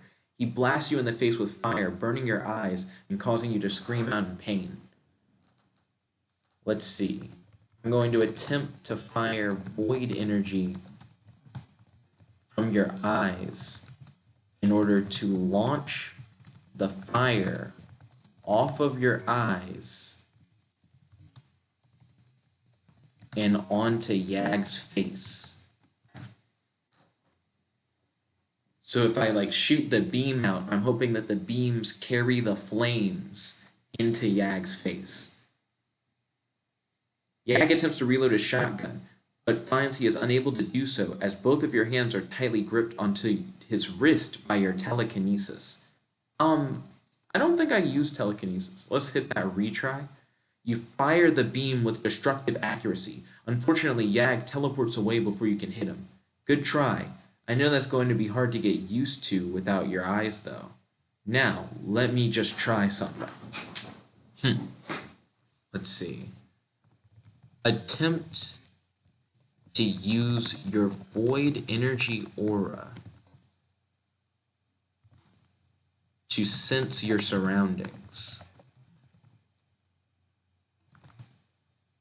and to protect yourself in preparation for Yag's next attack. So I'm going on the offensive. I've been blinded by fire, so I should have known that trying to shoot beams out of my eyes probably wouldn't be the best move. Excuse me. You feel the energy flowing through you and understand how to use it. Suddenly, time seems to slow down as you gain a heightened attunement to the world around you. You can sense Yag preparing to fire on you from above with a blast of flame. Okay. You attempt to erupt a pillar of void energy beneath you and fire it straight into the air to try and knock Yag out of the sky.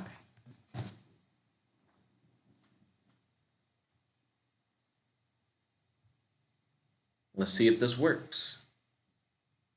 It's an anti-air attack. You raise the pillar of energy beneath you just in time for Yag's flame to hit it and go right over your head. Unfortunately, the force of the blast is strong enough to knock you off balance and send you tumbling off the building. Well, let's say, send you tumbling to the ground. My turn, says Laura. You use Void Salve to recover from your injuries. You say, Laura, you think you're ready to take on Yag? Yag is the only person I know who can regularly challenge me in a fight. Yeah, if we're gonna see Laura versus Yag, then that's the new hotness. That's gonna be hella hype. I'm not sure, but I think so. I mean, granted, we were only able to steal these potions due to him being occupied with you, but it's possible. Still, you might need to support me in the beginning at least, until I get a feel for his abilities. Due to him being occupied with you. Retry real quick. I'm like, what the fuck is she talking about stealing potions? Lucky for you, I've been training in the use of my Void Salve.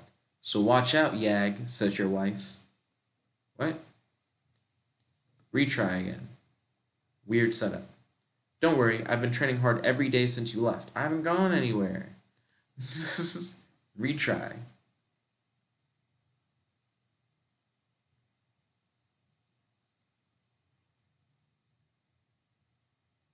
The name Zuzu is still kind of cool. You apply the salve to your wounds and they begin healing right before your eyes. You suddenly feel a lot more prepared to fight. That stuff is great, you say. You begin preparing yourself mentally for the battle ahead. I'm ready, you cry. No, you still gotta do the Laura thing. Okay, retry. Yeah, I think so. I mean, I know he's really strong and everything, but you've trained me to be the best martial artist in the world. Haven't trained you. Haven't trained you to do anything. You've been watching us fight. Ha! I was fighting men twice my size when I was 8 years old. I'll tear that little goblin in two. I kinda am fine with her saying that. Only because it's so ridiculous. It's the kind of thing her mom would say. One, uh, you never were 8 years old. You are currently less than a day old. Two, Yag is a literal god. I mean, so are you and I. But still, he's much stronger than a goblin. Try your best to kill Yag. He can resurrect.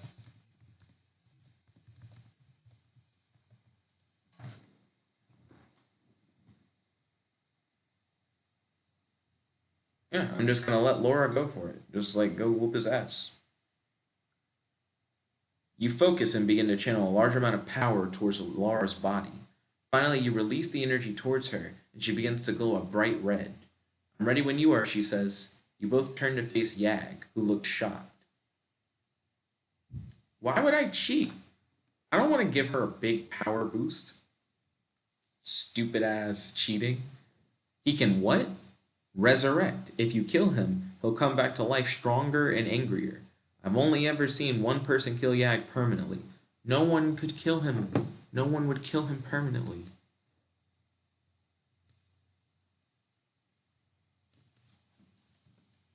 He'll come back to life stronger and angrier. I think is like a fine way to say it.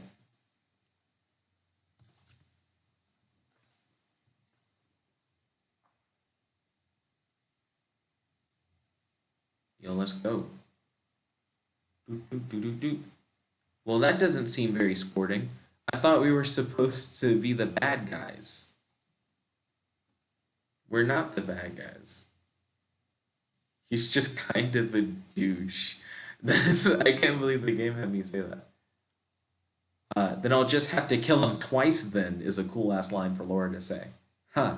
You might have to kill him hundreds of times before he finally stays dead. Hundreds?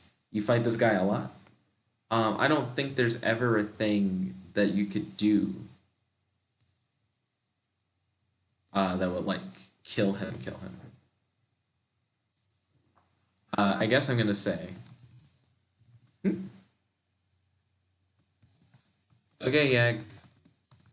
I am tagging in Laura. Let's see if she's strong enough to take you down. I want neither of you to hold back. The first to die loses.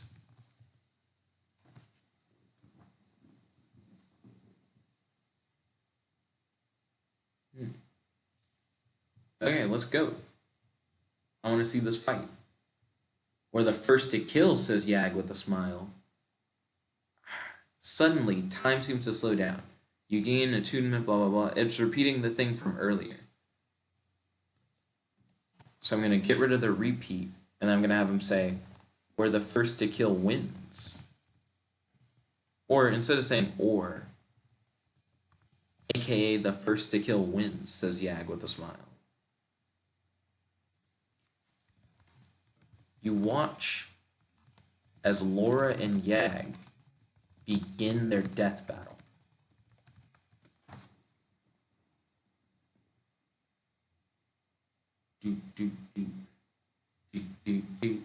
The two beings appear to be nothing more than mere whispers of wind circling one another. You can barely make out the massive wings of Yag or the dark shadowy figure of your beloved wife. Of your daughter, it's a daughter. It's like watching smoke monsters from afar, but better. Retry? It's an interesting concept. Yag and Laura stare at each other, as if studying the other's every move. This lasts for several tense seconds before they both strike. You are impressed that Laura already is taking the time to analyze her opponents. You're excited to see what her first move against Yag will be.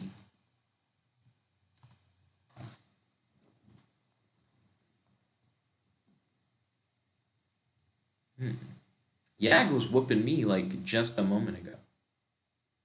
Yag rushes towards Laura, his large sword raised high above his head, ready to strike.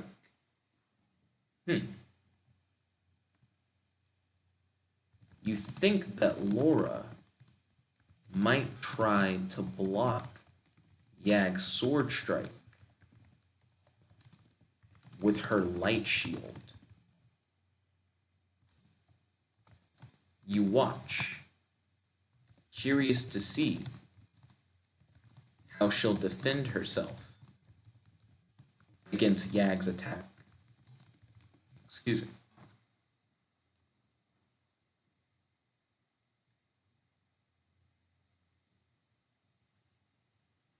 Yag's new forms give him so many crazy powers. Laura doesn't block Yag's sword. Instead, her eyes widen and her mouth opens in surprise. Yag stops his strike an inch away from her throat. They stare at each other for a few more seconds, then move apart from one another, circling again. You have no idea what just happened. You can't tell if Laura just gave up. You can't tell if Laura was too surprised to do anything against Yag's first move, or what.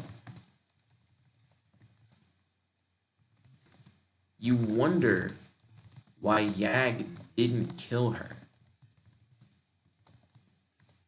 You feel like you missed something. But you're excited nonetheless to see how the fight between Laura and Yag continues.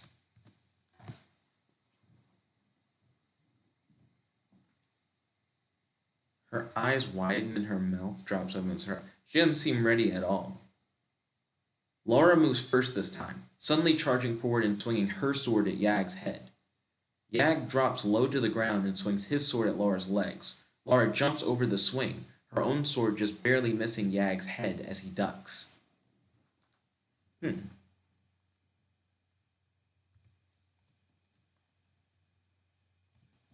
look at Laura's sword. You're trying to figure out if Laura has already learned how to create weapons using elemental nature change.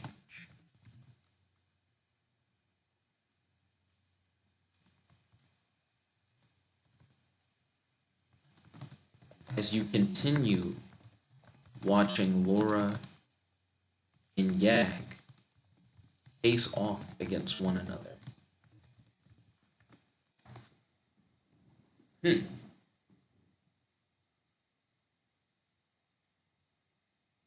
you make a tilde? I've never seen it just go tilde. You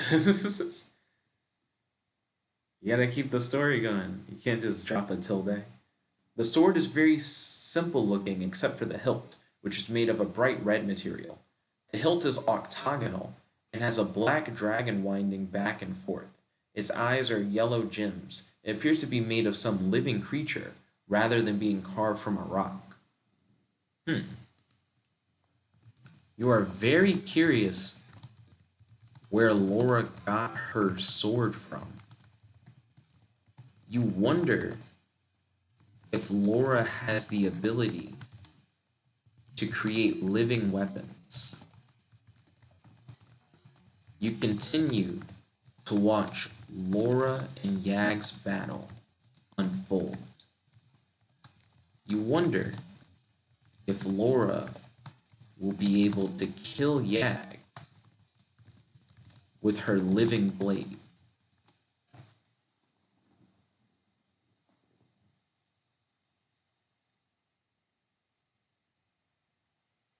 Yeah, it's weird that her sword is alive. Laura swings her sword at Yag's legs and manages to cut through one of his calves. Yag bellows in pain and falls to one knee. You're excited at Laura landing such a powerful strike on Yag. You are also disappointed in Yag's lack of ability to dodge Laura's attack. You feel like you want both Yag and Laura to do their best.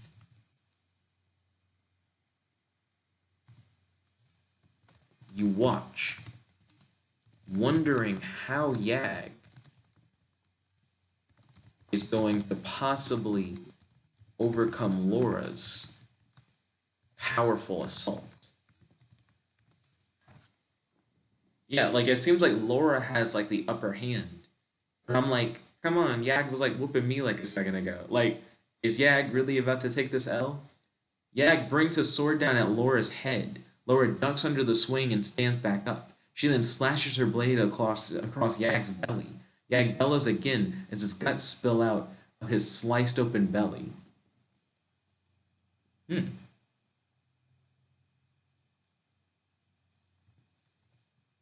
can tell that Yag is still trying his best. You find it funny that Yag didn't just kill Laura at the beginning of the fight. You think Yag might be regretting that decision.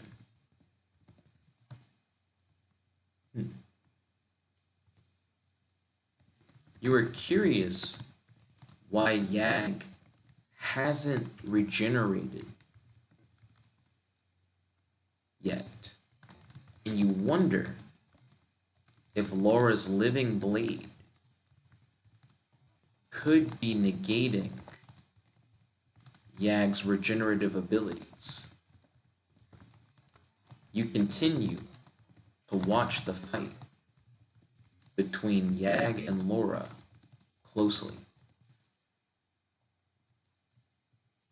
You wouldn't say closely there. You'd say it over here. You continue to closely watch the fight between Yag and Laura.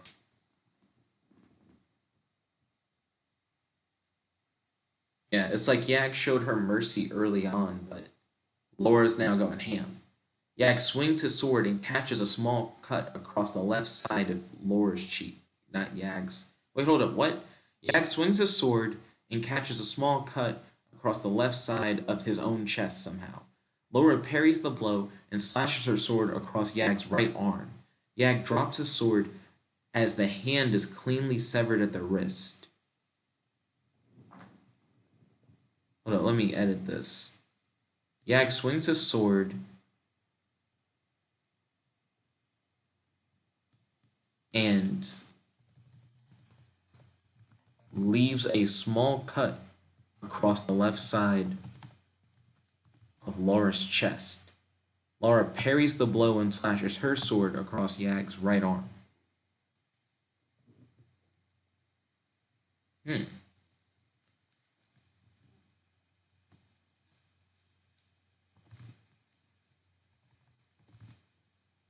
You are impressed that Laura's first injury in the fight against Yag was such a small cut. You think back to just a moment ago when Yag had literally caught your eyes on fire.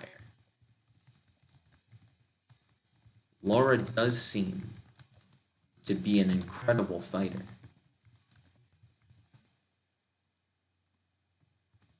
You still think that Yag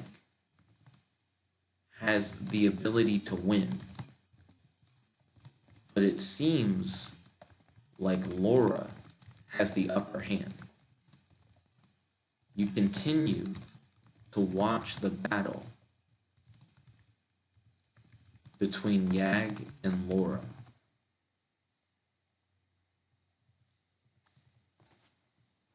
Like, I do think Yag could turn it around. But it does seem like Laura is pretty much about to win. Yag starts to wave his hand back and forth as a long sword materializes in it. Yag grins wickedly at the new toy. He swings his new blade at the side of her head. Laura doesn't even flinch as she ducks under the swing. You think back to when Laura didn't dodge Yag's initial attack. You're starting to think that Laura didn't dodge because maybe Yag wasn't trying to kill her. You realize that Yag and Laura were still sizing each other up at that time. Laura clearly can sense Yag's killing intent, and react accordingly. You're curious to see how Yag can defeat Laura while only having one arm. Yeah, like while fighting with one arm.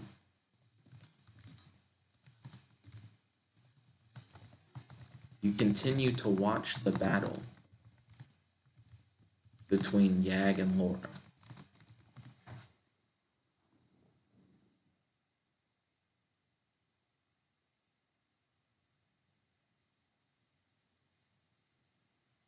You're impressed how fast Yag can wield a sword with one arm. Laura blocks one of his slashes, and her hands and arms bleed as the sharp blade cuts her several times. You are amazed that Yag is somehow getting the upper hand while fighting with one arm. You are curious what incredible power his new sword must hold. You want to know who will win this battle to the death.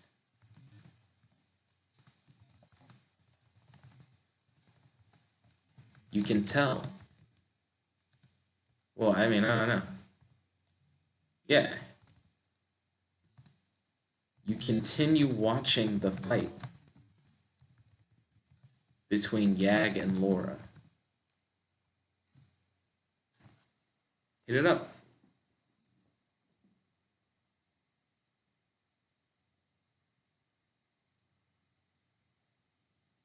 Yeah, his new sword is friggin' great. Yag leaps at her with his sword held high into the air. Laura brings her sword up to block the blow, but Yag's sword is heavier and stronger. The two blades meet with a thunderous clank as Yag's blade pushes down on hers. Ooh. Keep going. Keep that rolling.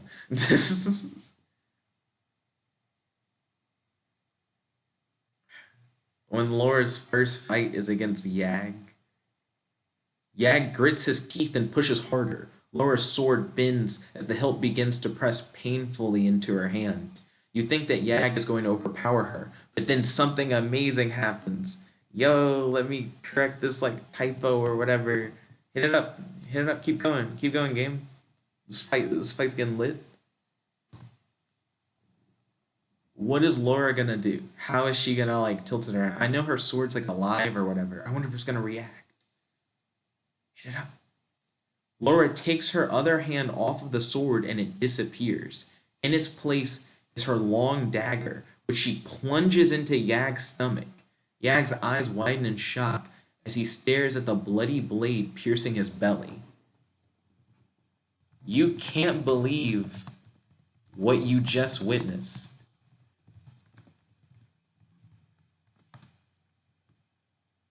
You are trying to figure out how on earth Laura was able yeah, trying to figure out how on earth Laura was able. Hold on. You think she takes her other hand off the sword and it disappears, and in its place is her long dagger, which she plunges into Yag's stomach. You think that Laura's living sword has the power to transform, and that she used that power to parry Yag's attack and counterattack in a single motion. You are utterly impressed. You continue watching Laura and Yag's battle. You're curious to see if Yag has been slain or if he's still able to fight. Yo!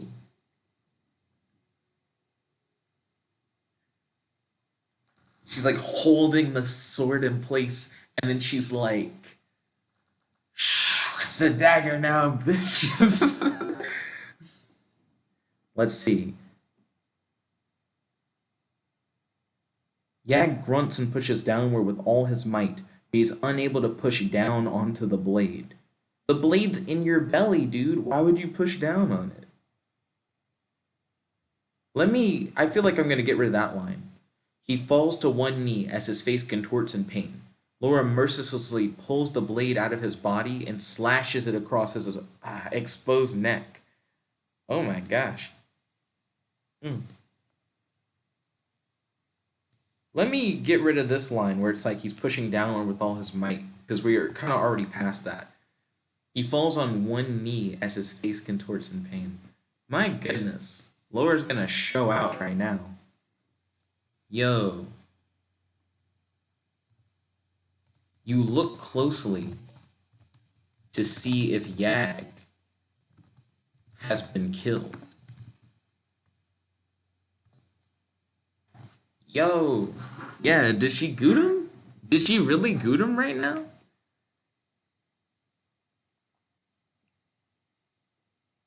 Yag's head falls to the ground and rolls. Laura, just as I thought. Goblins are dangerous, but they're no match for a warrior.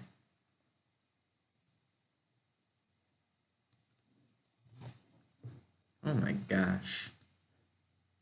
You say, Laura, as I mentioned before, Yag is a god. You just killed a god. Congratulations. You are extremely powerful. Also, happy birthday. Yeah, it just occurred to me. Yeah, this is like your birthday, I guess. You're just born, and you just killed a god. Laura, thank you for all these kind words, Semra. These are great gifts.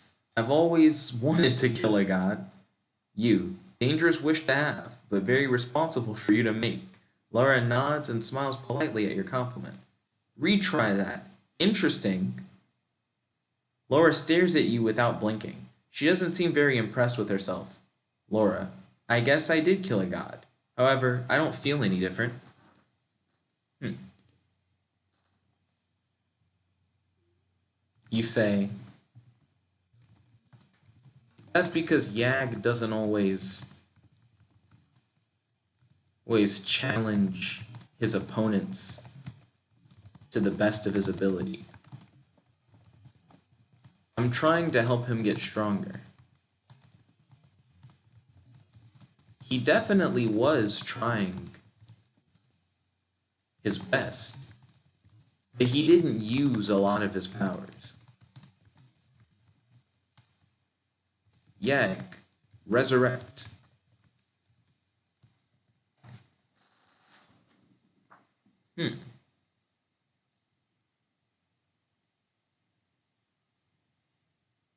How are we doing on time? 2:15. The headless body of Yag begins to rise. Laura steps back. That's impressive. Yag pulls himself up, but seems dizzy and disoriented. Let's see. I apply void salve to Yag's wounds. You say, Yag normally can resurrect at full power, but it looks like your sword did a number on him. Laura, did you make that sword with your powers?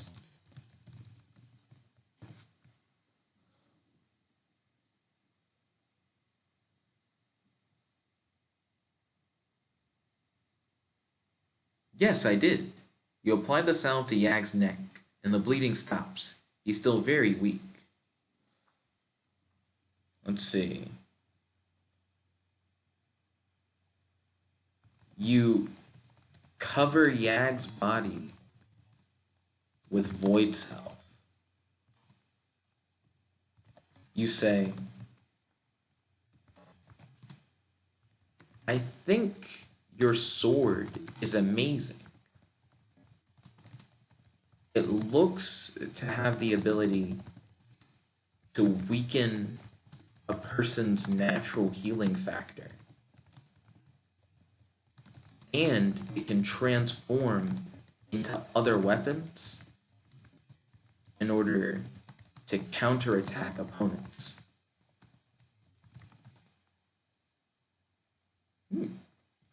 I'm excited to fight you tomorrow. I'm not going to hold back either.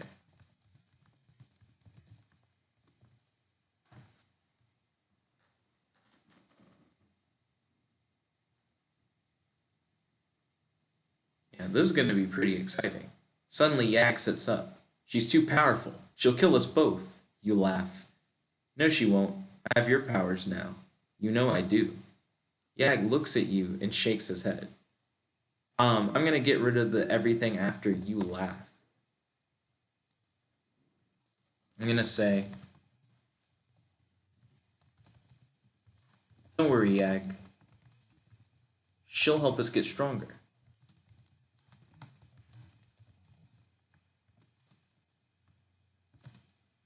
I live for Zana and for fighting strong opponents. I am glad that my daughter is a strong opponent. I will become stronger than you, Zana. Whoa, sorry, Laura. Just you see. Well, just you wait and see. You thought Yag was the rival? Laura's the rival. Dun dun dun dun dun dun down. Dun dun dun dun dun dun down. You laugh. Yag, son, you're a great warrior, but not as great as me. You laugh and turn to face your father. Yag's not my father. Retry. Laura stares at you. Hold you to that, son. Yag sits up and pulls himself off the floor. His body seems to be regenerating very quickly. His wounds seem superficial now, but he's still very dizzy.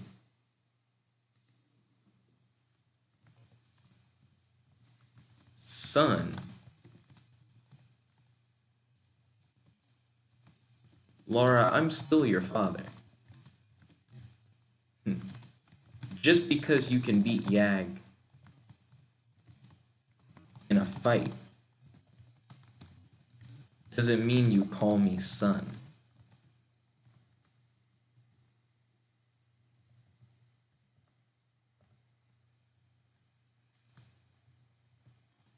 Okay. Let's all rest up for the night. Tomorrow, we'll fight the super goblins, and I'll face off against Laura.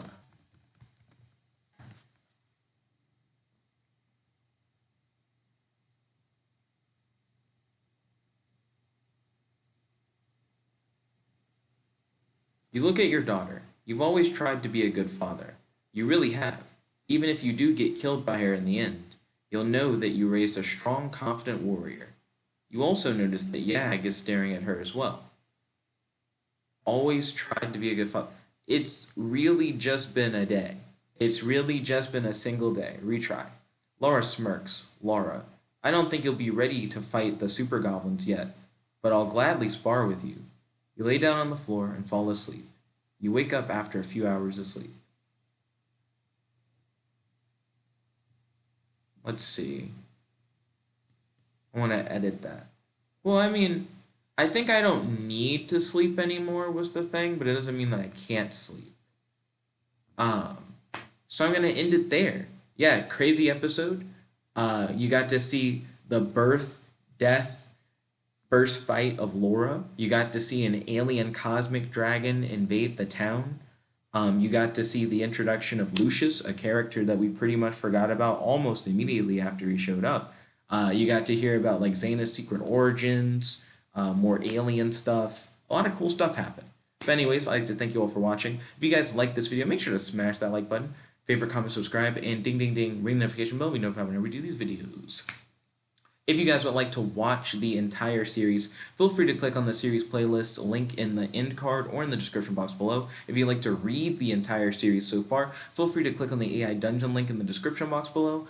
Also, if you guys would like to talk about the series together, I love hearing your thoughts and seeing your fan content.